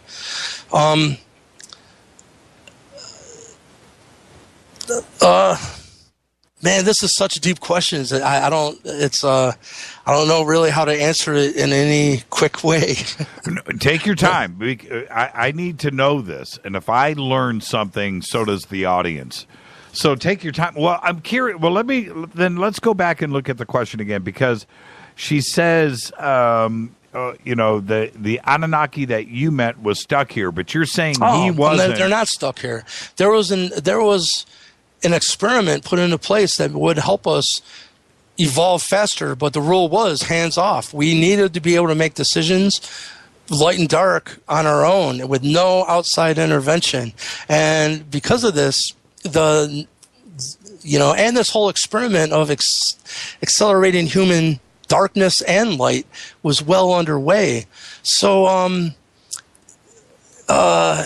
they never left. There was a skeleton crew all along, and even with Zechariah Sitchin, you'll find out that in the Sumerian clay tablets, it said the most Anunnaki that was ever on this planet was 600, and that's the real Anunnaki in their native physical form, not the Nephilim hybrids. Probably a hell of a lot more hybrids now, but they've been here all along. Next question. When you made contact with the SAM, what help did they promise to humankind? Well, they said everything that they did from the succession of kingship to both the Earth Realm throne and the Nibiru throne was based on what they called the processional cycle. At that time, I didn't even know what a processional cycle was. I'm like, oh, okay. But they said, and how the Anunnaki relate to mankind was intertwined into the processional cycle. They said this is why this whole, the age of Aquarius, right? And it's always been prophesied that it would be this time of when mankind would come into its glory and enter a new golden age where we could prosper and look into our own creative wills, and make it work. They said that with the age of Aquarius, this experiment to accelerate our duality would come to an end that day, which is February 14th, 2009. Sorry. That was the actual entry into the age of Aquarius. They're saying from that day, the supernatural oomph to create event strings from Team Bad Cop. Imagine now if all Team Bad Cop members have switched over to Team Good Cop to create event strings that will bring mankind as quickly and safely and panic-free into the new golden age. That's what's happening. And I think that answers the question. Let's go to the phones. Hi, you're live on Fade to Black. Say hi to Michael Lee Hill. What's your question? Hi, Michael Lee. This is Sal from Olean, New York. How you doing? Good. How are you? I'm doing good. We met you very briefly last year at the MUFON conference in Erie, Pennsylvania. And, that was very interesting, and I'll tell you, the show tonight is just super. Just super. Thank you. One of the most intriguing parts of your lecture in Erie was when you mentioned the possible existence of underground cities under Lake Erie. Yeah. I was wondering if you could elaborate on that a little bit this evening. Well, I'll tell you everything that I know is, the head of the Labyrinth group that you asked me about, Jimmy, which sometime me and you just have to have a talk because I'm blown away that you even know who the Wingmakers are because not many do. I've got all the books right here. Right on. Yes. Well, this area, what had happened is the head of the Labyrinth group asked me, Michael, you know what you're sitting on in that area, don't you? And I said, no. He said, it's one of the world's oldest underground bases, but it's not ours. And he said the last time he visited there was like 2007. And he said he took that long drive down Route 75 through Detroit. And he said there's an entrance there to the base. And, being the computer geek that I am, I'm like, well, what's the hell? I went and Googled Detroit and Route 75. You'll find out that dead ends in the Wright-Patterson Air Force Base. So what he was telling me is there is an entrance in Wright-Patterson Air Force Base where you hop on a train and you'll get taken to this oldest underground base, Anunnaki base in this area. But why this is so important is when I started experiencing all this UFO activity in this area, I started looking into past activity, and I found newspaper articles from the 1800s of people reporting the same activity over the lake. They call them wizard lights. They say there's these big burning balls of light out over the lake, and no shipwreck would ever be found, and they didn't know what they were. And then, so right there, I knew this wasn't our technology, if it was being reported here in the 1800s. But what I can tell you is now through my own research, and we talked about who the mound builders are and how they are the Nephilim, who are the Anunnaki human hybrid bloodline on this planet. Well, their first home base is in this area, and it's provable. Like, people right now, it's going to blow your mind. Just go to Google Earth Maps or whatever it is and type in East Lake, Ohio, Lost Nation. Right there should give you a clue, right? Lost Nation will dead end right where Lake Erie is. And if you take a left, within 1 mile, you're going to come to East Lake Middle School. And what is going to be revealed is that was the first site of the mound builders ever. And what was there was a huge earth mound complex with walls that were 660 feet long, which is encoding 432 information, by the way. It had 660-foot long walls around a huge pyramidal complex that was kind of like Cahokia. This is one of the largest centers for the mound builders that even was, and no one even knows about it now. And I've already got artifacts that have been removed from the mounds, and the tribal elders are in the process of decoding those. And I can already tell you that one of the symbols that's on the Zuni reservation wall, that is the symbol of Enki, is here in East Lake. Isn't that interesting? And back in Sumeria. But the thing is, so you take Lost Nation Road through Ohio until it dead ends onto Lakeshore Boulevard. Go to the left. Within 1 mile, you're at the site of the first mound builders site on the planet. But if you go to the right, the first street you come to is Iroquois, and then Seneca, and then Mohawk and Cherokee. It's telling you what happened to the Lost Nation. Remember I said haplogroup X2A, the only place it showed up was ancient Israel, mound builders remains, and Native American Indians to this day. It is revealing of one of the lost tribes of Israel, and it is the Nephilim. Interesting. I'm actually looking at this right now on Google Satellite. Yeah, that's pretty trippy, man. Yeah, dude. And people don't even know what's coming up. I'm working with the East Lake Historical Society to bring all the tribal elders here to announce this first site of the mound builders. And the whole thing of who they were are going to be rewritten for history because, in Western Ohio, they call them the Hopewell. Well, Hopewell was the last name of the farmer who owned the land that these earth mounds were on. Had nothing to do with the Indian culture. The same way in East Lake, Ohio, the same culture is known as the Witsley Indian culture, and that was the name of the army surveyor who surveyed the place in the late 1800s. Nothing to do with the Indian culture. So right now, the Natural History Museum of Cleveland is doing a multi-million-dollar renovation. All this is going to be revealed. I'm bringing the tribal elders here. We're getting these artifacts decoded. It's going to be proven that the mound builders are the remnants of the Atlanteans, are true Nephilim, and this will be all done when the actual Anunnaki return. You don't have to take my word for it, but it's all there right now for people who want to look into it. There's even a Lost Nation golf course right next to the mounds. That's pretty trippy too. And you see off Lost Nation right there is Lost Nation Airport. Yep. In the very near past, that was a whole mound complex itself. They said that this area is truly the biggest Indian burial mound in the world. There's more Indians under my feet right now than in any other place on this planet. Yeah, that's pretty trippy. I'm actually looking at it. Hey, Sal, anything else really quick? No, I think that's great. I'll ask another question another time. Okay, thank you so much, Sal. Have a great night. Thank you. All right, let's go back to the questions. We have Were we the workforce behind the gold that they mined? Yeah. Absolutely. That's why we were actually, yeah. Next question. What can Michael say about the blue Avians? And that's from Pat. Hey, Pat, that's a great question. And actually, I've come in contact with Thoth recently, or Negajita.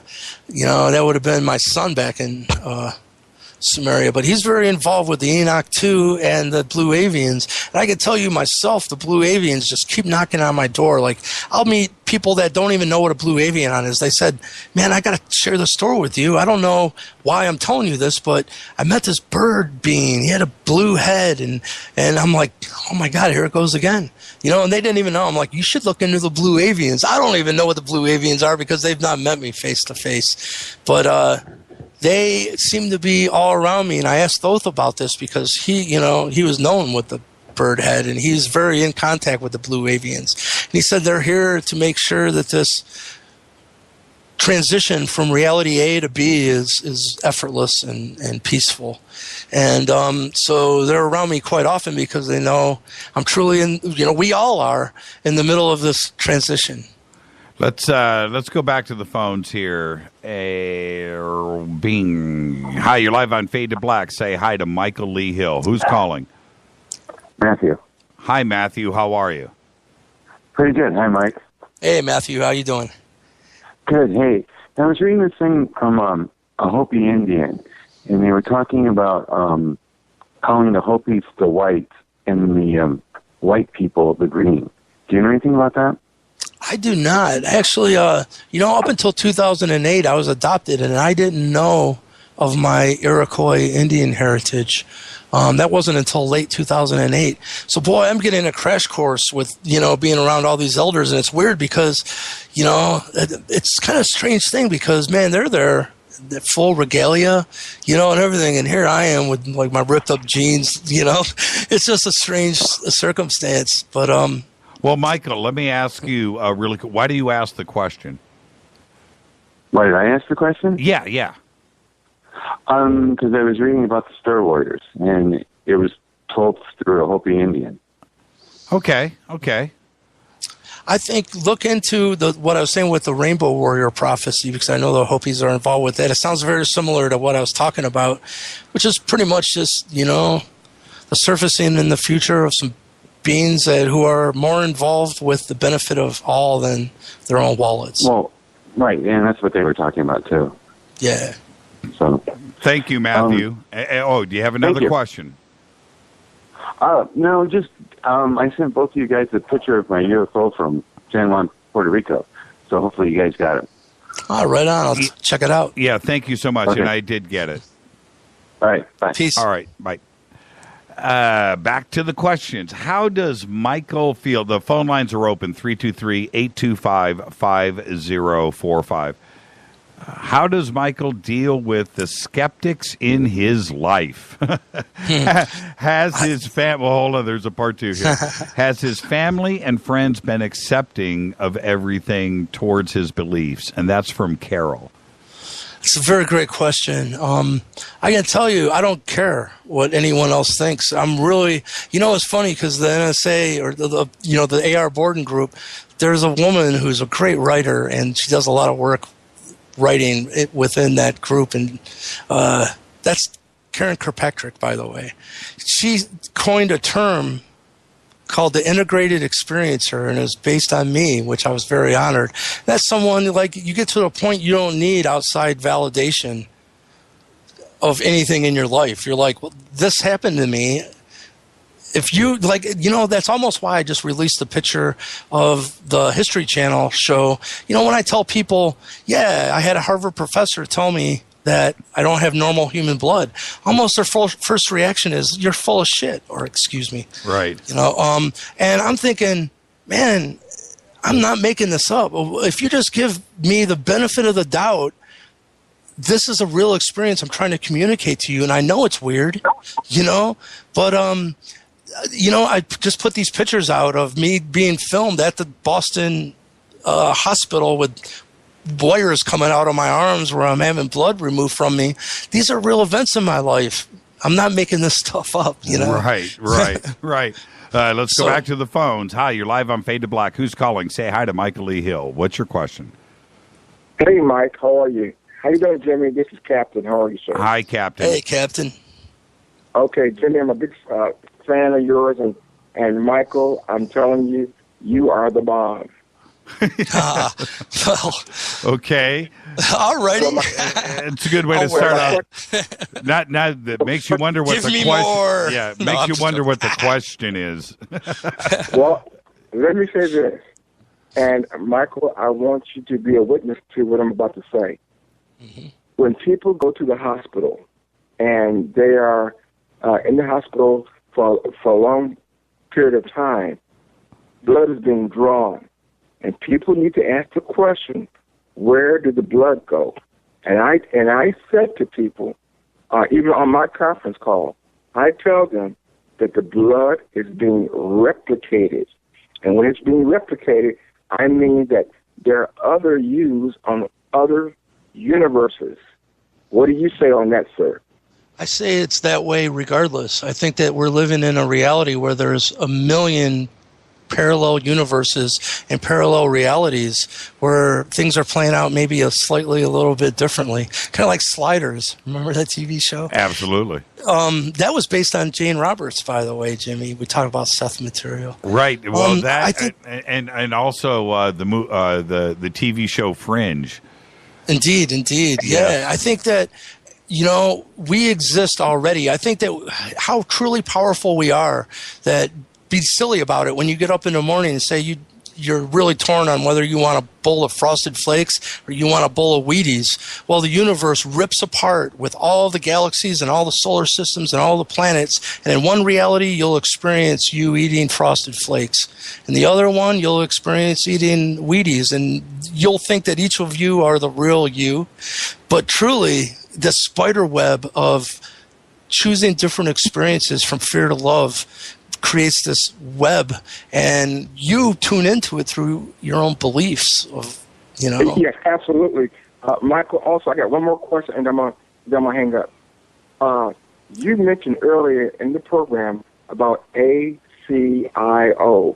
I know exactly what it is and what it's here for. President Obama is the only president that his signature is 19.5 degrees. If people will look on the map and find out where that's located at, he was born in Hawaii.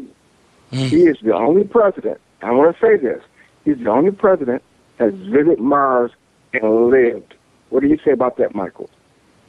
Well, I don't know about that, but I can tell you that Obama was very important with my first meetings with the Anunnaki because, man, this gets into a weird subject. I probably, you know, it'll make for good radio. Before his first election, they told me it was important to vote and make because I hadn't voted. I'm like, what's the use? But I did vote, and I did vote for Obama. And they said that's good because in the near future, it's going to be proven he's not eligible to be president. I was like, wow, that's weird, right? And this is before the first election. This is before any mention of his birth certificate issues.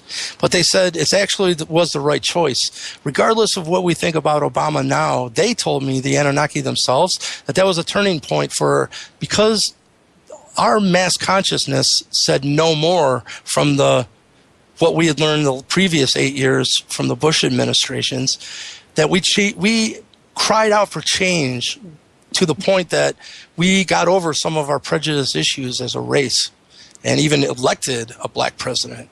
They said that was signed to above, that if we would have voted for McCain, I believe it was, in that presidency, we would have got the doom and gloom ending to this story. Thank you for the call, Captain. All right, thank you very much, sir. And once again, what a great show, Jimmy. Thank you so much, sir. Thank you, Captain. Let's go back to. I've got a ton of questions here. We'll do a couple more or one, and then we'll head to a break. How does Michael? Oh, wait a minute. No, I just did that one. Okay, is Michael aware of the tablet of Shamash? And that's from Josh. Hey, Josh. No, I'm not. Okay, there you go. There's that. And you know what? Let's grab this call here. Hi, you're live on Fade to Black. Who's calling? Hey, this is Mark from Oregon, Jimmy. Hey, Mark. How are you? Say hi to Michael Lee Hill. Michael Lee Hill, hello. Glad to talk to you, sir. Hey, man, how you doing? I'm doing good. So I was curious, this A at 440 versus A at 432. Mm-hmm. And my first thought was, how does that affect the tuning of a concert grand piano? So I'm curious. I go on the web and I look this up, and I find out that this A at 440 tuning was standardized in 1955. Yeah, by a Nazi scientist. Yes, absolutely. Yeah, Goebbels, right. Yeah. And I found this really interesting because I've always been attracted to music from the 40s and the 50s because of that tonal difference in the music that's there. And I wondered, from a practical point of view, you already said it was from a Nazi scientist, but the negative effect of music played slightly off key. Oh yeah. That is there an oppositional group trying to change the resonance? I mean, yeah, I'm kind of going with they were called with this Van idea that our Halen. DNA is programmable and reacts to the frequencies that it's exposed to. You know, it was very on purpose because, you know, with the whole seconds and dividing things by 12 and, you know, the significance of 12 being given to us by them in our own counting systems being, you know, 12 months in a year, 12 hours in a clock, you know, 12 astrology, 12 apostles. You know, the list just goes on and on. If you take 432 and divide it by 12, you get a perfect 36. And what's interesting is with 432 itself, when Nikola Tesla said if we understood the magnificence of 3, 6, and 9, we'd unlock a key to the universe. Well, if you take the octaves, which we've already discussed as 216, 108, 54, 27, every one of those numbers, if you add them together, equals 9. You know, 4 and 3 and 2 is 9. All divisible by 3. Yes, indeed. Yes. So the same way, when you divide 432 by 12, you get 36. And 3 and 6 is 9. It's a different way of stating 432. But if you take 440 and divide it by 12, and this is really interesting, what you get is 36.666666666. It goes out, I don't know, about 15 decimal places. And the Arcturian spokesman, man, he looked at that and he goes, look at that. It's pretending to be sacred geometry while it's still being an imposter. It's the closest you can get to being a real prime number. It's got a really long, it's not chaos. It's 0.666666666666666. You know, it's an abnormal amount of sixes. It is the closest thing you can get. And I think it's totally done on purpose because they understand our brains are natural. And if everything is made with the 432 frequency of light, you know, then everyone knows that, you know, all atoms are light. If you put an atom in an atomic accelerator and slam them together, light is produced, gamma rays. So everything truly is light slowed down. I think all this really starts to get into then the significance of 432 and all this that we're getting into. But well, you know what I found, and check this out, Mark.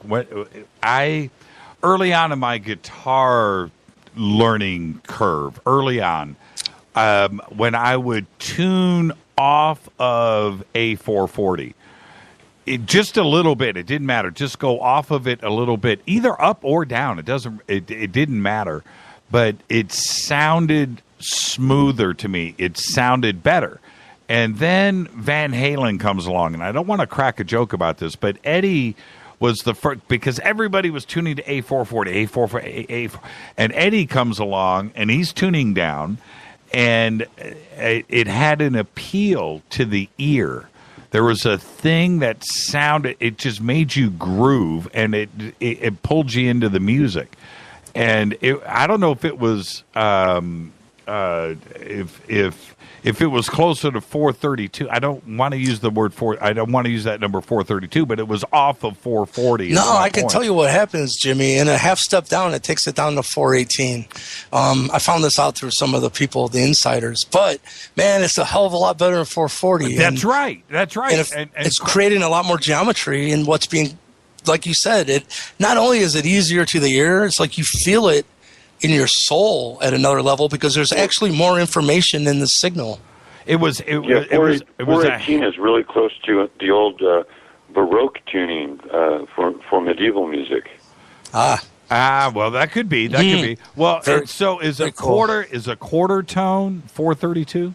No, a quarter tone is 418. If you drop it down a whole half step, like Van Halen or right. Then it's then your A will be at 418. I got you. 432 is actually very slight, but in a cosmic sense, it's everything. It's like taking the focus on a camera and just when you go from 440 to 432, it comes into the most beautiful in focus geometry that you will get. But if you go down to 14, I just feel it at a soul level because it's the musicians that have chosen a half step down tuning have went on to produce timeless music. Okay, I gotta do a break right here. Mark, thank you for the phone call. Okay, but there's a conspiracy behind this. I want to hear you talk about that some more. Okay, you got it. Thank you, Mark. This is Fade to Black, our AMA week, night 2, Michael Lee Hill. More with Michael right after this short break. Hi, everybody. This is Rob Halford, the Metal God, on JimmyChurchRadio.com. KGRA Radio.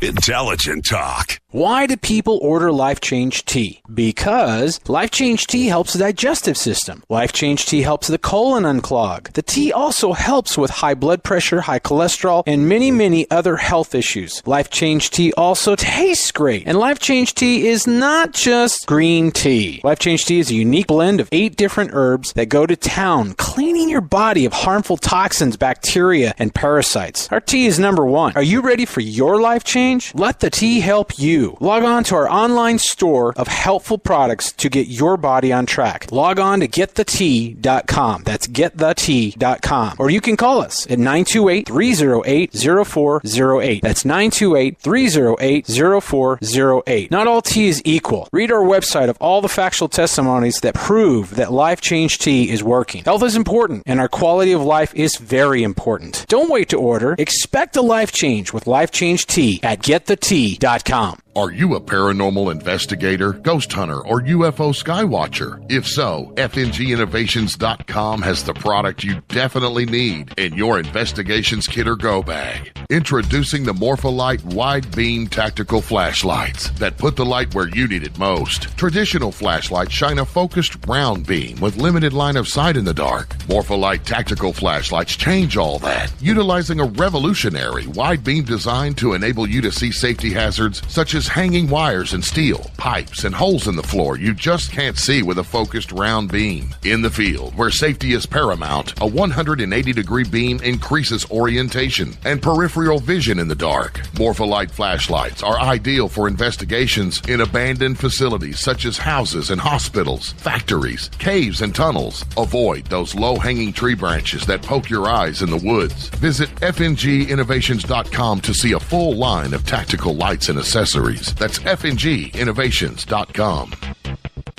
Now you can find all your favorite talk radio shows live, all in one place at TalkStreamLive.com. Listen from anywhere, office, home, or in your car. Just go to TalkStreamLive.com and click on one of the many live talk show hosts you want to listen to. It's free and easy. No computer? Download the smartphone apps. Never miss your favorite talk show. Find them all at TalkStreamLive.com.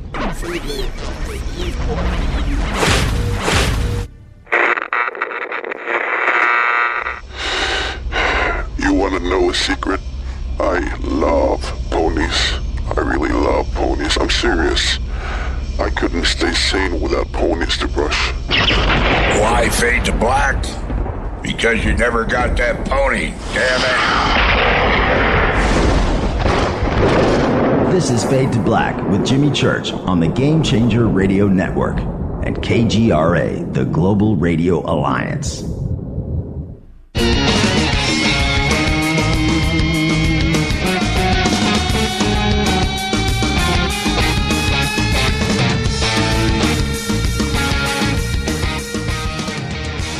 Welcome back to Fade to Black. I'm your host, Jimmy Church. Tonight is day 2 of our 4 straight AMA nights right here on Fade to Black. And our guest tonight is Michael Lee Hill. Tomorrow night, Leo Zagami is going to be here from Rome, Italy. It'll be your chance to AMA with an Illuminati.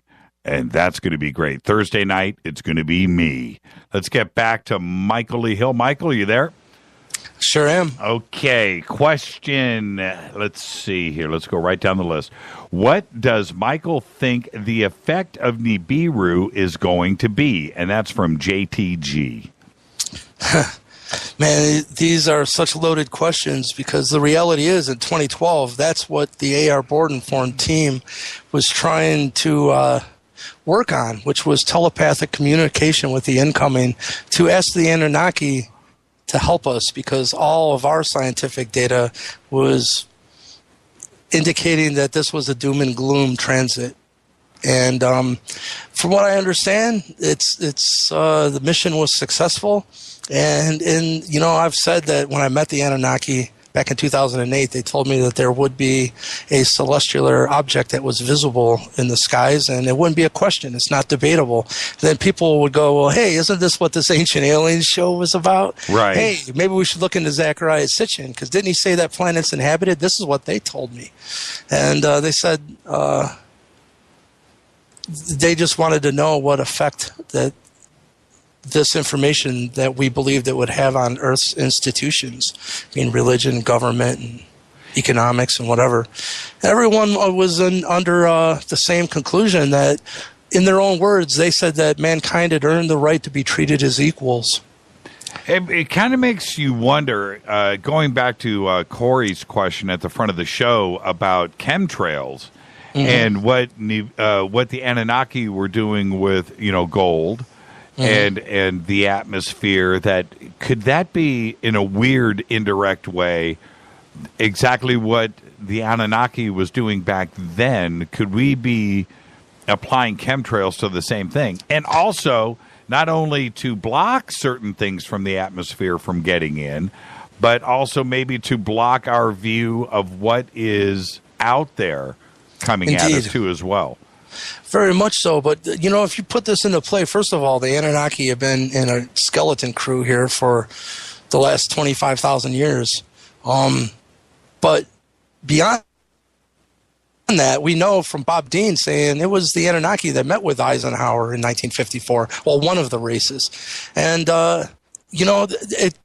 A.R. Borden said that even though it didn't go public that we had made contact with the Anunnaki in 1954, there was technology transfer programs that were begun back then behind the scenes. If people weren't ready, it didn't really matter to them. They're we're still willing to learn, right?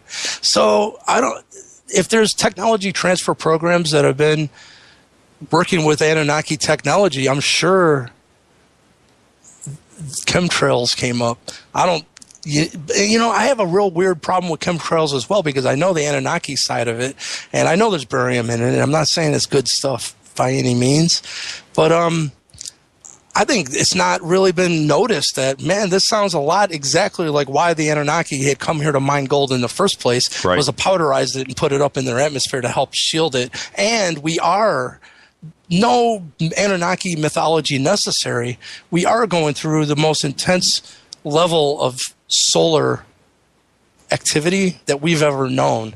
And just go to NASA 2012 solar event, and you'll see in the mass media, like a big chunk of the sun ripped off. If it would have been facing us, so I don't think it's out of the question to start to realize that maybe this is an attempt of us working with them to try to minimize the effects of these increased solar activity that we're going through.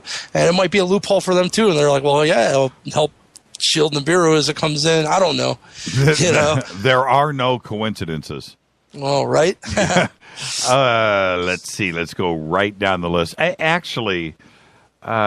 don't know if this is. If I'm going to ask this out of order, but I want to go to John Wishnack, because he says the curious tuning of instruments from the 1930s was A at 457. And what could that be? And how about A at 439?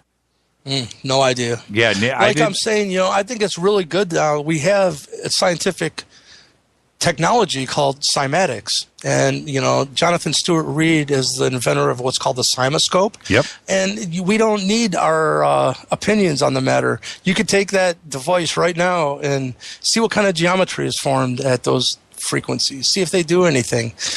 Find out which frequencies do create harmonious geometry, and then let the answers reveal themselves through actual science and life physics. Is there a connection, perhaps newfound or changed, between music and your beliefs? And that's from Kurt. Well, music is still to this day is the only thing that's brought me joy.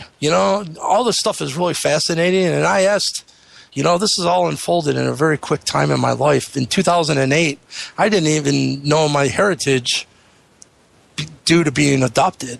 So all this is unfolded very quickly. But did your music change? Was there a It's intertwined in it. Of course, everything progresses, but music has always been my spiritual release. Almost how, I've always put on my CDs. Every CD has on the back of it says, "This CD is an attempt to communicate thoughts, feelings, and emotions regarding our own personal realities that will never be expressed through words." Well, but I guess what he's asking, and I'll clarify it, is Cool. there a pre-Anunnaki Michael Lee Hill and a post-Anunnaki Michael Lee Hill as a musician? The contact has always been there, but the actual label to what that intelligence is only came in 2008. But it's always been there. And to me, I've made more contact with the creator through music and sunsets than I ever have any building. Oh, that's interesting. There was a part two to his question, which was, did you record that difference?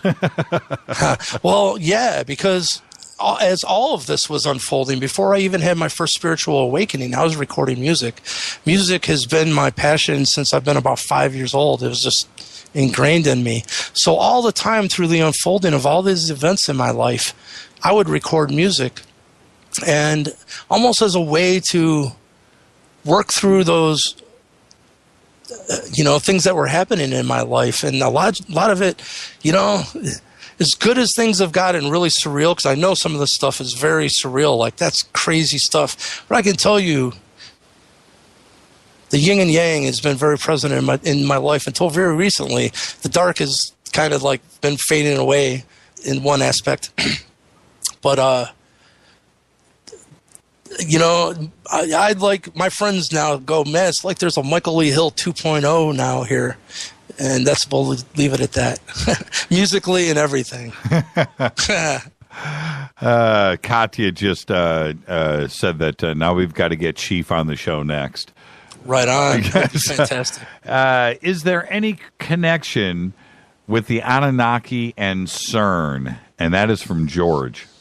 I have no idea, but I can tell you at the deepest levels, the Anunnaki are involved in technology transfer programs. So technology of that magnitude, I would be really shocked if they didn't have a part in it, to be honest, but I don't know. Let's go back to the phones. Hi, you're live on Fade to Black. Say hi to Michael Lee Hill. What's your question? Who's calling? Hey, Michael. This is Michael in the Adirondacks. Hey, Jimmy. How you doing? Hi, Michael.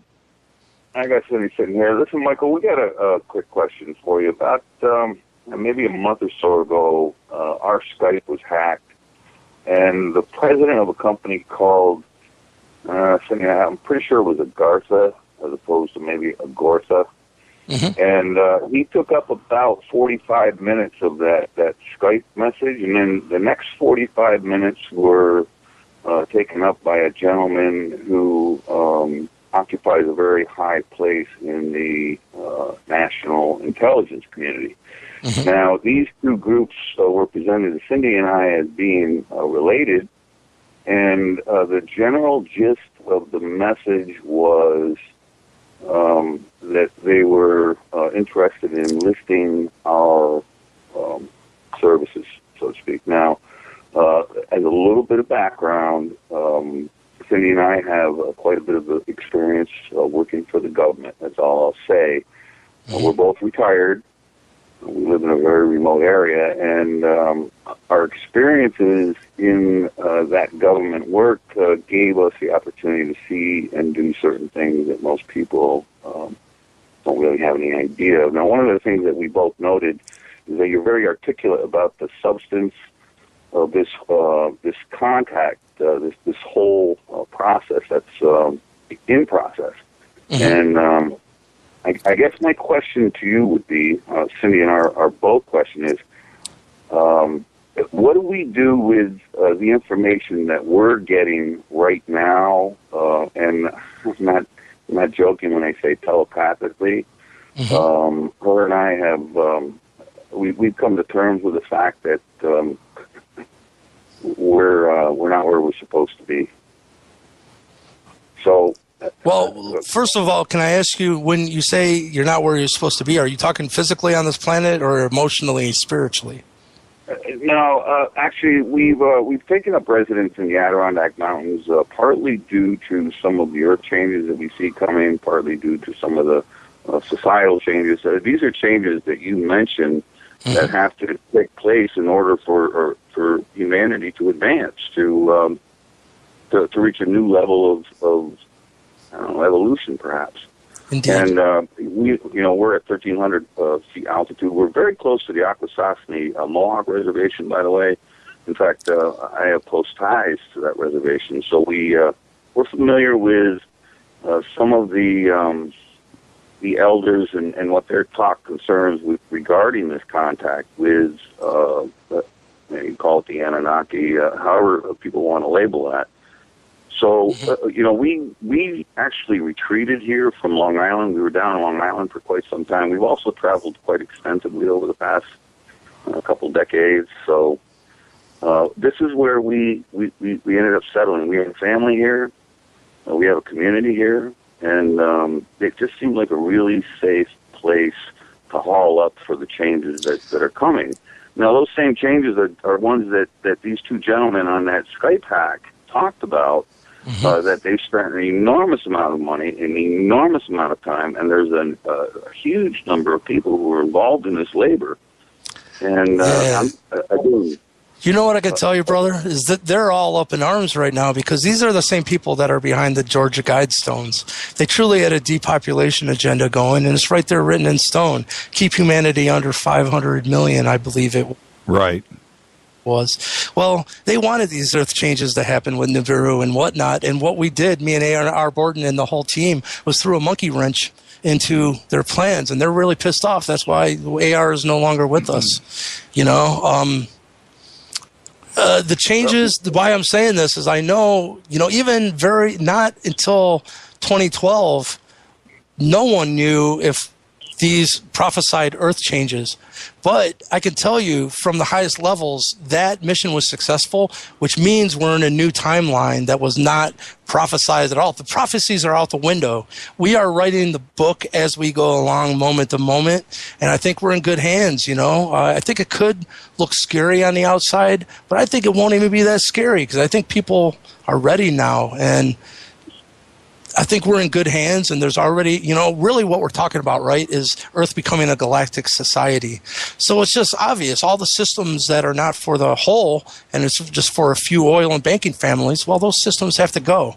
They're not pro-evolution. You know what I'm saying? And we are going to become a galactic society, and I'm really excited for the future. So, I understand prophecy and where it was saying that we're heading with these earth changes, but I can tell you the Anunnaki did not go through the kind of effort that they just did for mankind to let us die in a pole shift. That's exactly right. Hey, Michael, thank you for the call, brother. Peace. Thanks, Jimmy. Thank you, Michael. Have a good night. Back to, very interesting. And the whole thing about the Georgia Guidestones for me is, how do you pull off something like that unless you don't have a juice card? You got a juice card. You know, that's the biggest juice card. I heard, you know, they're called transhumanists. They're people that believe our evolutionary path is to merge with technology. And I heard that, you know, man, I don't want to give any names, but one of the biggest names in the world that is behind Microsoft is a part of this group that we're talking, the Georgia Guidestone group, we'll call them from now on. You know, I say, you know, I think if you think that outside technology is the answer, you have no idea about the true technology of the human body and of spirit. Yeah. And to be able to, first off, you got to get the property, right? You have to, and none of that is free. You have to design the stones. That doesn't come free. You have to have the stones made. That doesn't come free. You have to transport them. You have to install them and all of that. Nobody, who's got that kind of cash lying around or the pull to get them done? And you know what, Jimmy? I got to tell you something because I've never shared this. I talked to A.R. Borden specifically about this, and I said, you know what? I don't think that a depopulation agenda is necessary because it truly is scary when you realize in 1950 it had taken all the time we know of to populate this planet to 2.5 billion people. That was 1950. Right. Now in 65 years we're at 7 billion. Yep. You see the problem? The population grows exponentially. But I told AR, I said, man, it seems to me if you just back away from it and just look at nature in a garden, a flower will become the most pollinated possible before the seeds go out into its environment to spread it. It's kind of like that right now. If we got away from war, look at all the money that we've put into these wars that are manufactured in Iraq and Afghanistan specifically. If we even put that into exploring outer space and inner space, I think that humanity could leave this planet, and you don't even have to leave. Go through a Stargate and go to another planet and meet those people and see the mountains there and learn from them and come back whenever you want. That's what we're talking about. It's not necessary, and I think it is natural that we are at this state of population, and if we change our ways, we can work on technology that will let humanity flower off this planet. And AR's response startled me. He said, Michael, would it shock you to know that wouldn't be the first time then? Wow. Right? Yeah. Wow, that's heavy. Yeah. Let's go back to the questions. This is from Cortana. She says, why mankind? Why humans? What makes us so special? You know, that's a very loaded question because isn't everything special? Isn't a deer just beautiful? You know, when I see everything's a miracle when you really start to realize it. You know, we are part of nature like anything else. Would you say that a deer is ugly? Would you say that a beautiful dog is not special or anything? Why do humans separate themselves from nature? We are beautiful. And, you know, this life is beautiful. Some people have made it into a war ground. This could be a playground. It's just up to us to choose that. This is from Ryan. Ryan says, what do the Anunnaki look like? Well, we talked about this before. I've never met an Anunnaki. Well, that's one time I think I did in their native form, and they were about 20 feet tall, but they were in the astral, and that's a whole other story. But other than that, I've met them through the Nephilim, which is the Anunnaki-human hybrid bloodline that's here. And every time that they have communicated to me where they become physical, and it's not telepathic, and it's not manifesting through my own physical reality, if they're standing in front of me and they're human, they can become faceless, and that's how they let me know that I'm dealing with a person who is not of a normal human bloodline. They'll say, Michael, look at my face and tell me what you see, and they'll become faceless in front of me. Let's go to that 20-footer, though. What did you see then? Astral or not, I want to know.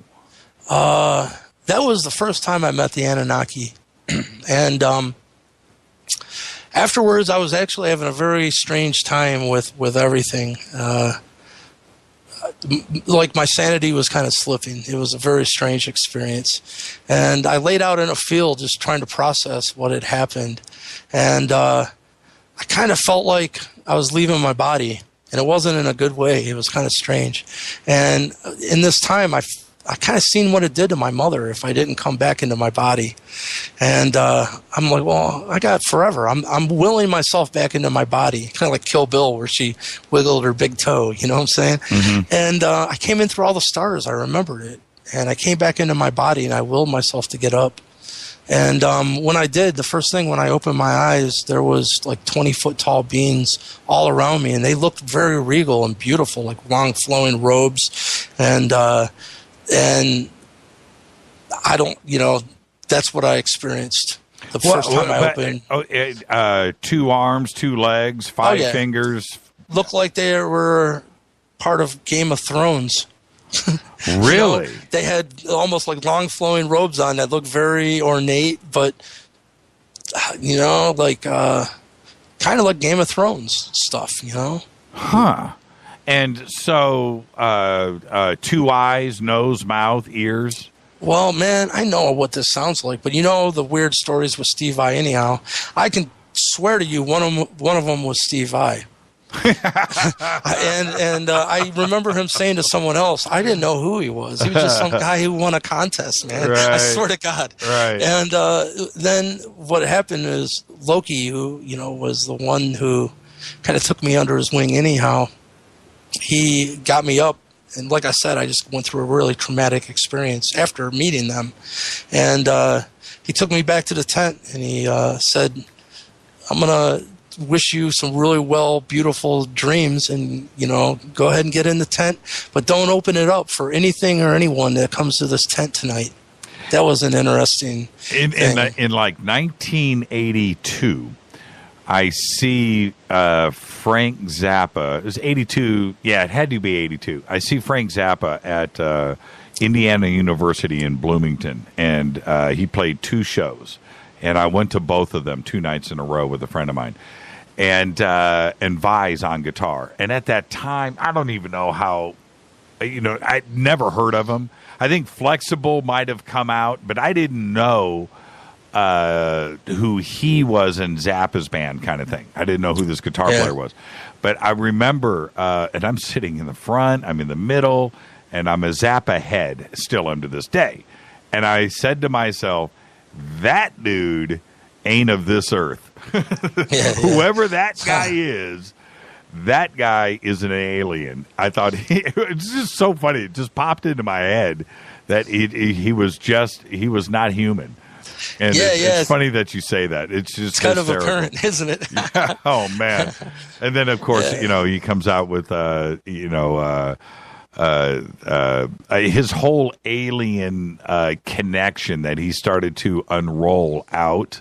It just it does make you wonder totally. Let's head to a break, and let's get our last break out of the way. You stay right there, Michael. Cool. I've got a whole pile of questions we got to get in before the end of the night. This is fun. Isn't it great? This is Fade to Black, day 2 of our 4 straight AMA nights right here on Fade to Black. Tonight, it's Michael Lee Hill. I'm your host, Jimmy Church. More with Michael when we come back right after the short break. Stay right there.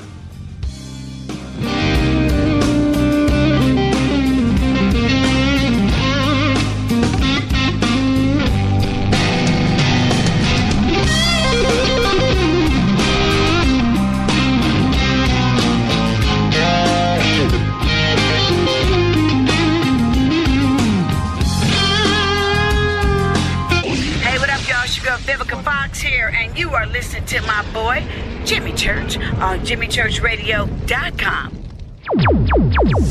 Despite popular opinion, reading a book will not make you smarter. But listening to Jimmy Church will. Hi, folks. Ray Sobbs here with KGRA to tell you about something very special taking place in February 2016. I'm talking about the Space and Alien Snowfest Ufology Conference taking place at the beautiful ski and snowboard resort city of Big Bear Lake in sunny Southern California. We've got Richard Dolan, Chase Kletsky, Micah Hanks, Jason Martell, Jimmy Church, Linda Moulton Howe, Mike Barra, and keynote speaker Stanton Friedman will be presented a Lifetime Achievement Award. George Norrie and his producer Tom Danheiser from Coast to Coast AM Live will be with us all weekend. After the hectic holidays, gift yourself a retreat on top of the world the first weekend in February 2016 with a one-of-a-kind ufology event featuring some of the top minds in the field. Take advantage and book your lodging early and get your tickets now and register at aliensnowfest.com. I'll be there. Don't miss out. All right, you Fadernauts, Studio Dome has done it once again. A new Studio Dome Fadernaut special. Introducing the Studio Dome Boom Box Bluetooth speaker. It's got a rear-firing bass film subwoofer and dual 52mm main speakers. You'll never listen to your tablet or cell phone speakers again. Just click on the Studio Dome banner, use the promo code Jimmy, and you'll get the SBB for $49 and free shipping. And get a Buddy 4-port USB charger for free. That's a $19.99 value right there. And they'll throw in a Buddy in the box. It's the best deal on the net anywhere. Just go to jimmychurchradio.com, click on the Studio Dome banner, enter the promo code Jimmy. Go Beckley Teppy. Erica, Brittany, Gabby, and you're listening to jimmychurchradio.com. It's not a lifestyle we chose. We were born this way. KGRAradio.com.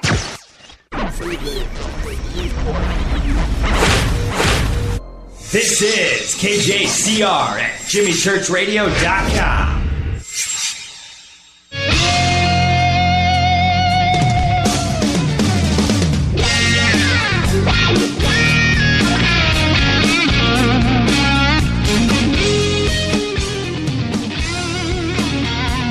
Welcome back to Fade to Black. Bespoke Radio for the masses on the Game Changer Network and KGRA The Planet. I'm your host, Jimmy Church. It is day 2 of our 4 straight nights of AMAs right here on Fade to Black. Tonight, our guest is Michael Lee Hill. Michael, it's kind of funny. See, the microphones here still feed the talk back, right? So you can hear it. The audience can't. So Michael's listening to the conversation between Rita and I. Here, she walked in from her studio into here, and she was just all smiles, and she's like, "This is the best show ever." And Mike got to hear all of that. And I said to Rita, "You know, Michael can hear us right now." You know what I heard was something about Taco Bell. No, taco truck. We're going to taco. Oh, because I gave you the product placement. Taco Bell. I don't know. Do you guys have taco trucks in Northeast Ohio? You don't? That's what I know of. See, here, that the best food in Los Angeles, especially the last 5-10 years, is taco trucks. We're talking gourmet, real deal, and not to swing off the AMA, but there are sections here in L.A. where it depends on, what night of the week. Well, they'll have 10, 20, 30, 40, 50 taco truck. Well, we call them taco trucks, but they're gourmet trucks. Sounds great. Yeah, that have everything on it. There is one, it's called Grill 'Em All and Let God Sort 'Em Out, right? Metallica. And it's nothing but grilled cheese sandwiches. There, so it's like that. There's a mac and cheese truck. There'll be a waffle truck with nothing but waffles. There'll be a waffle taco truck that makes tacos inside of waffles. Whatever, it's crazy. So lobster, shrimp, fish, Philly cheesesteaks, burger, whatever. Salads. There'll be a truck with nothing but salad. Another truck with nothing but desserts. So and they're all over LA. It's not. It's not Cleveland, bro. It's all gyros or gyros, however you pronounce that. Gyros and sausage sandwiches. That's it. I wish they did some tacos. Hey man, sausage sandwich. All right. So I'm looking at these pictures everybody's posting of Vi, and I got to tell you, alien. alien. He probably Well, dude, does. I got to tell you, when I shook his hand, it's like his fingers wrapped around my hand a couple times. That dude has the longest fingers of anyone I've ever seen in my life. And he's not that big of a guy. You know what, though? He is an athlete that people have no idea. This is a hidden thing about people don't know. He's a triathlon. I've heard athlete. that. Yes. Yeah. That dude's you got to be in unbelievable shape to be a triathlon athlete. People don't know that's his like alter ego. And he looks, on stage or whatever, he looks like he's, 6'6" and long and lanky. And then you meet him in person and he's not a big guy. That's his aura. Yeah, it's his aura's big. He can't become 20 foot, apparently. Yeah, right. Okay, let's get back to it. Do you think, I don't have the name of the question or who sent this question in. Okay. Do you think that there is so-called extraterrestrials, supernatural and spiritual beings, and that they are all related? Yes. Why? You can't just get away with that. I really do. I think, when you start to understand multidimensional aspects of our reality, it's all related, right? That's from, I'm sorry, that's from Ziggy. I see the right second on, part Ziggy. of it. Okay. Yeah, I was just being a little funny, but I absolutely think it's all related, and I think it has some things are our own mind projections that we don't understand how powerful our minds are that can produce physical things around us, even for you to perceive of something that you think you need to perceive, but it's really from you. Okay, and that was from Alan. I'm out of sequence. I've got so many questions here. That question was from Alan. This one is from Ziggy. Ziggy, I apologize. Ziggy says, in a parallel universe, do loved ones who have passed away live on? Well, for the normal, maybe they're still living over there. I don't know. You know what I mean? But sooner or later, we all go through that cycle. And, I believe in reincarnation. But I believe that there's a point that, according to the Seth material, if you choose this reincarnational cycle or system of learning from the other side, there's only 3 rules. 1, you have to incarnate as a male. 1, you have to incarnate as a female. And the other one, you have to incarnate as a mother. So actually, you can go and just do 2 incarnations when you sign up to experience this 3D life reincarnation system, because you could become male and then a female becomes pregnant and you've fulfilled your obligation. From what I understand, no one ever goes and just incarnates twice here.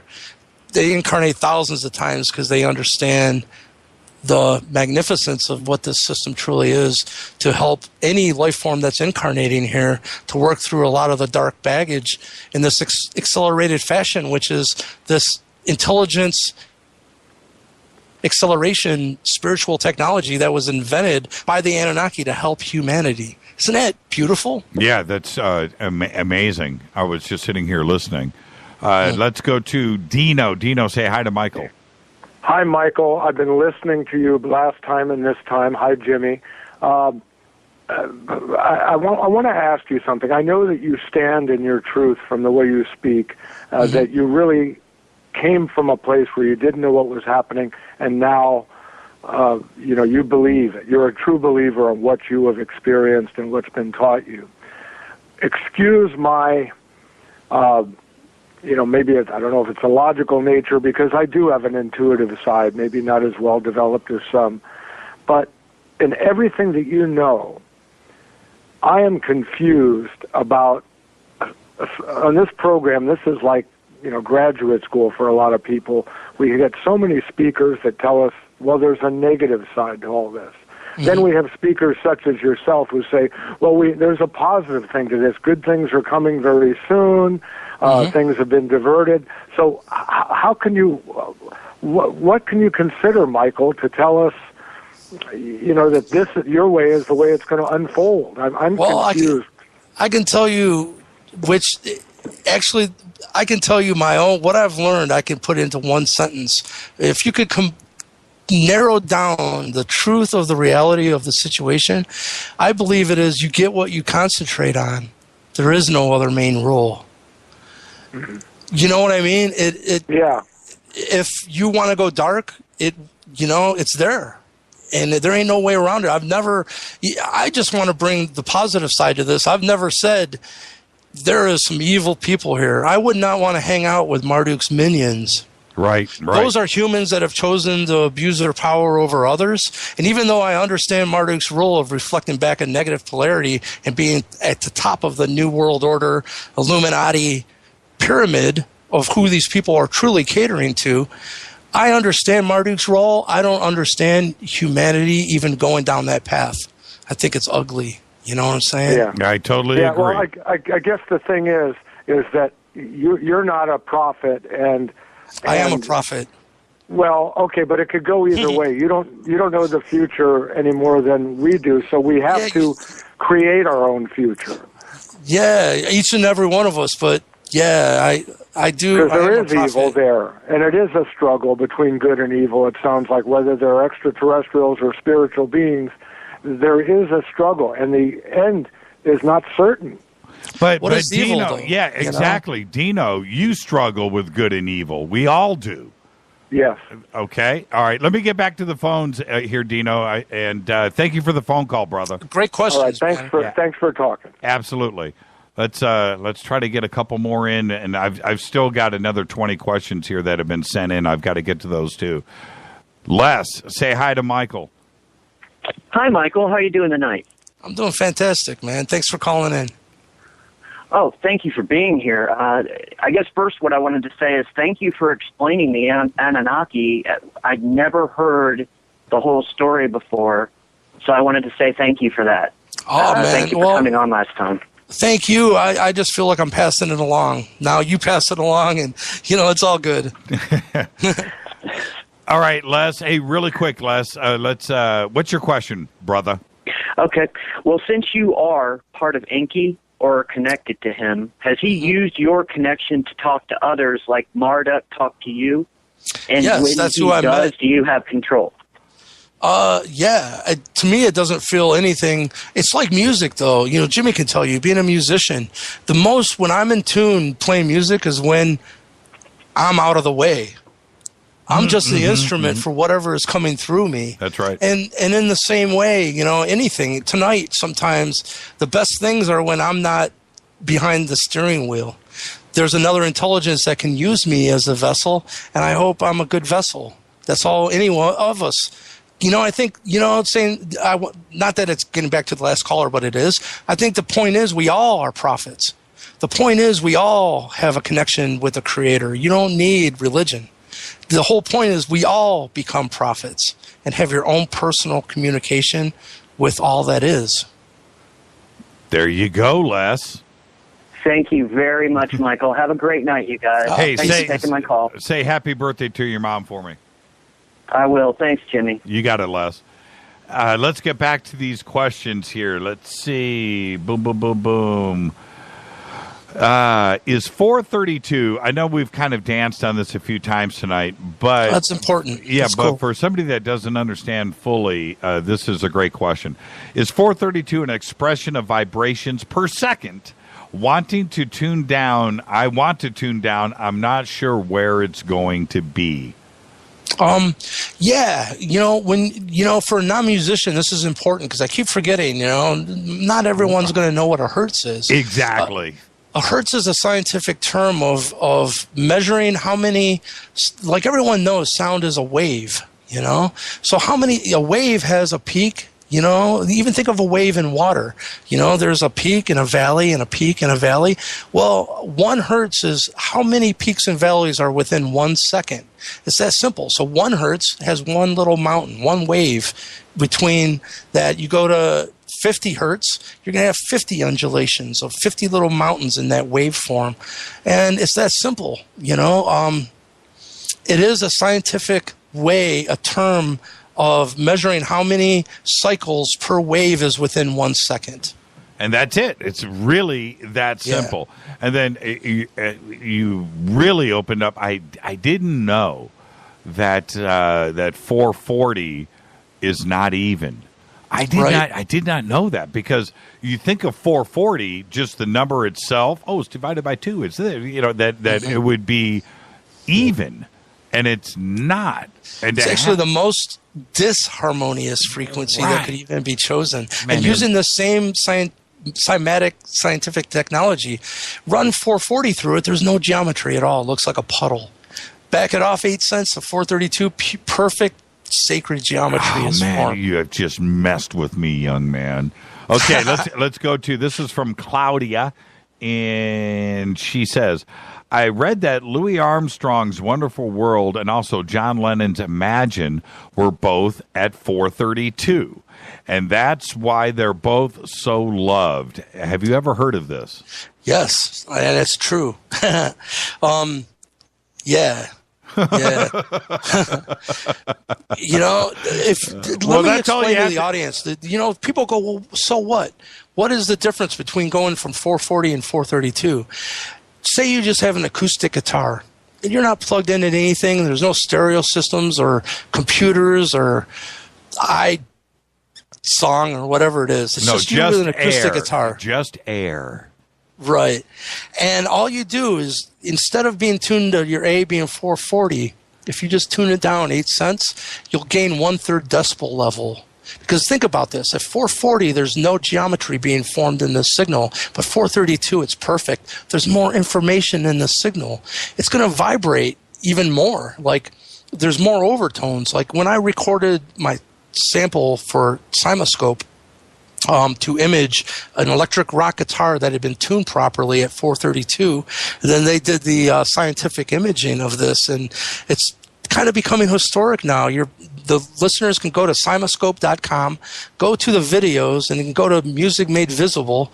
And this is not an image that's being created by Photoshop or any computer program. People need to understand that image is being created in water. The first time that I saw that, I couldn't believe what I was looking at. In fact, I didn't believe it, Michael. No one can, Jimmy. Right. The actual inventors of that technology, they told me, you know what? We've used this technology to image everything. We've made a whole dolphin language of being able to take but they had never imaged an electric rock guitar. They'd never seen the kind of complexity and dimensionality that was unfurled from being tuned to 432 and playing through a Joe Satriani amplifier. And how full it was imaged. And you look at 440 and it looks, you know what? It looks like a bad painting. It looks like crap. And you go to 432 and it is full. I don't know how else to explain it because it's visual. It's beautiful. It looks like H.R. Geiger artwork, Right. It does look like H.R. Yeah, absolutely. All right, let's see, where am I at here? With all this is from Mark. With all young humankind has done, what would you say is our defense to the alien race? Music, man. I think, you know what? Everyone says that we've done such a horrible job. I've heard if extraterrestrials were flying by, which they do, and they tuned in and they heard Jimi Hendrix, they'd be cool with it. Yeah, they'd be very cool with it. There's a lot of beauty that mankind can produce. And, that's one of the things when this council meeting happened with the Anunnaki. I said, all these things that you're saying about mankind are judging mankind under the thumb of the New World Order. I don't think it's fair.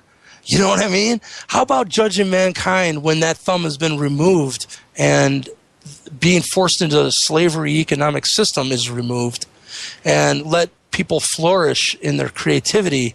Then let's judge mankind. Hey, Deuce Guy just said, I wasn't going to ask this, but I can't help it. Is there some nefarious agenda behind music at 440? Well, yes. A Nazi great. scientist put us into 440. You know what I mean? I can't say anymore. The question is, how do we tell the world that we need to rechange our musical standard to 432? I'm doing it anyhow. I don't need their permission. Maybe that's the answer. Everyone tune your instruments to 432. I know you're harmonica and piano players. It's not going to be easy, but we need to do it. What does it do, Michael? Because I've never done it. What does it do to the wood resonance and the feeling of the wood, not only in an electric, but in an acoustic? Does it just vibrate? Yeah, there's more vibrations from the sound. Like I said, picture if tuned in 440, if you have a decibel meter in front of you and say you're at, 50 decibels. And then you tune down to 432, and now you're at about 75, 80 decibels. Shut up. Yeah, man. There's more information in the signal. It's vibrating this physical medium.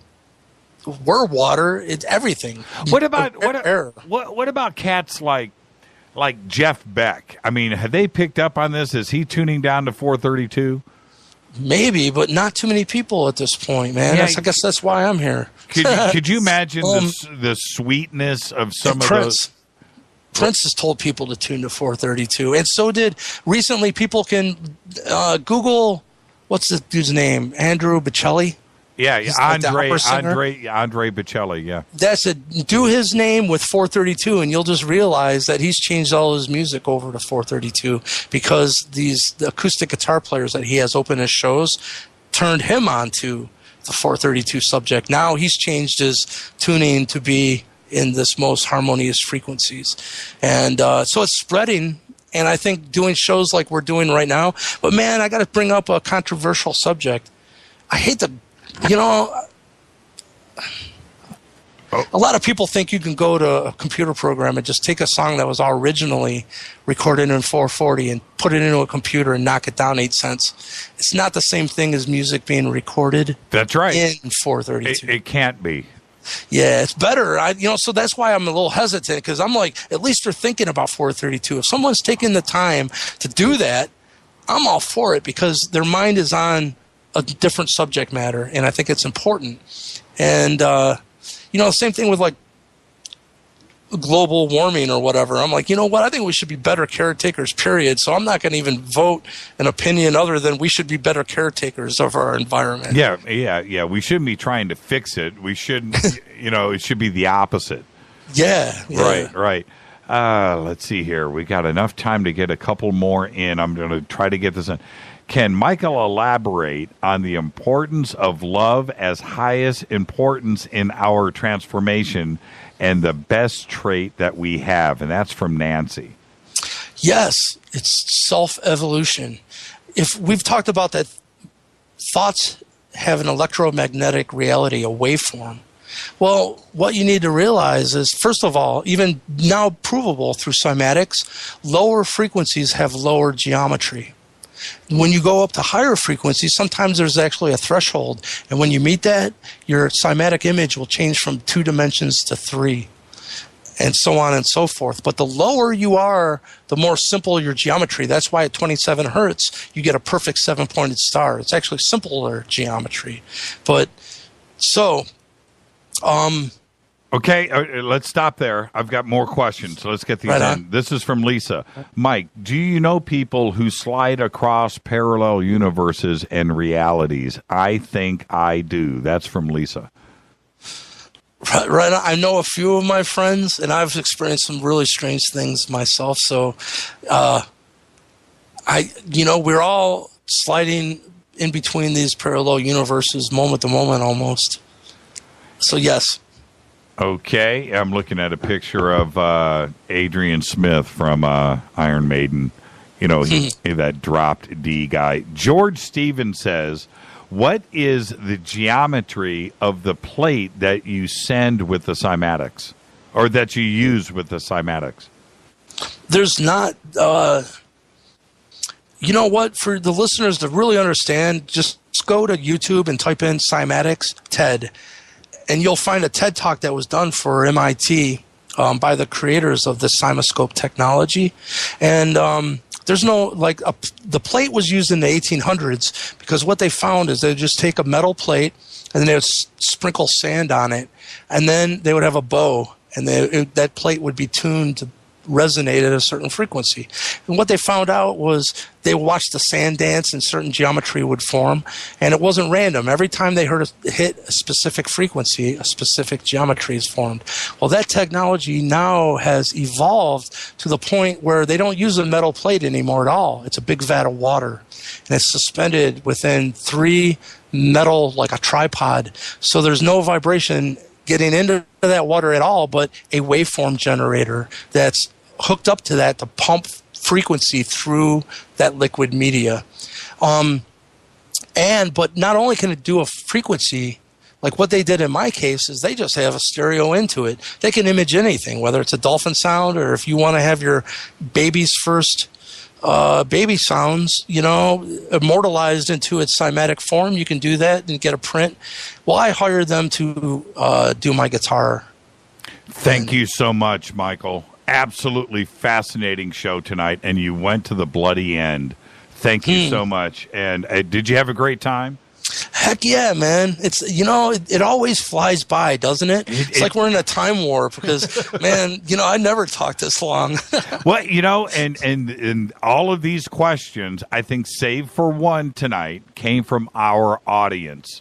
And that's what's most important. And we have a very smart audience, and I know that they're totally thankful and really appreciated you taking the time to hang out with them tonight. Thank you so much.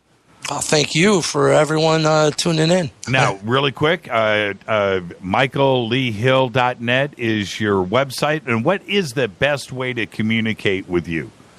Well, that's it. Go to the contact section of michaelleehill.net. That'll go right through to my email. Or, I'd say Fastly, because I'm really quickly approaching 5,000 friends. And me and Dan were talking about that. Like, it's funny, like, no, you can't have any more friends, But I'm nearing that point of not being able to allow any more friends, and I'll have to decide and get in some other page or something. But right. Well, those are the 2 ways. On YouTube, it's Frozen Hill. That's where you can see my videos. Thank you so much, brother. Be safe out there. Man. Go sling on that guitar tonight. Peace. I'll talk to you. Michael Lee Hill, night 2 of our AMAs. Thank you, everybody, for the questions. This audience is the absolute best.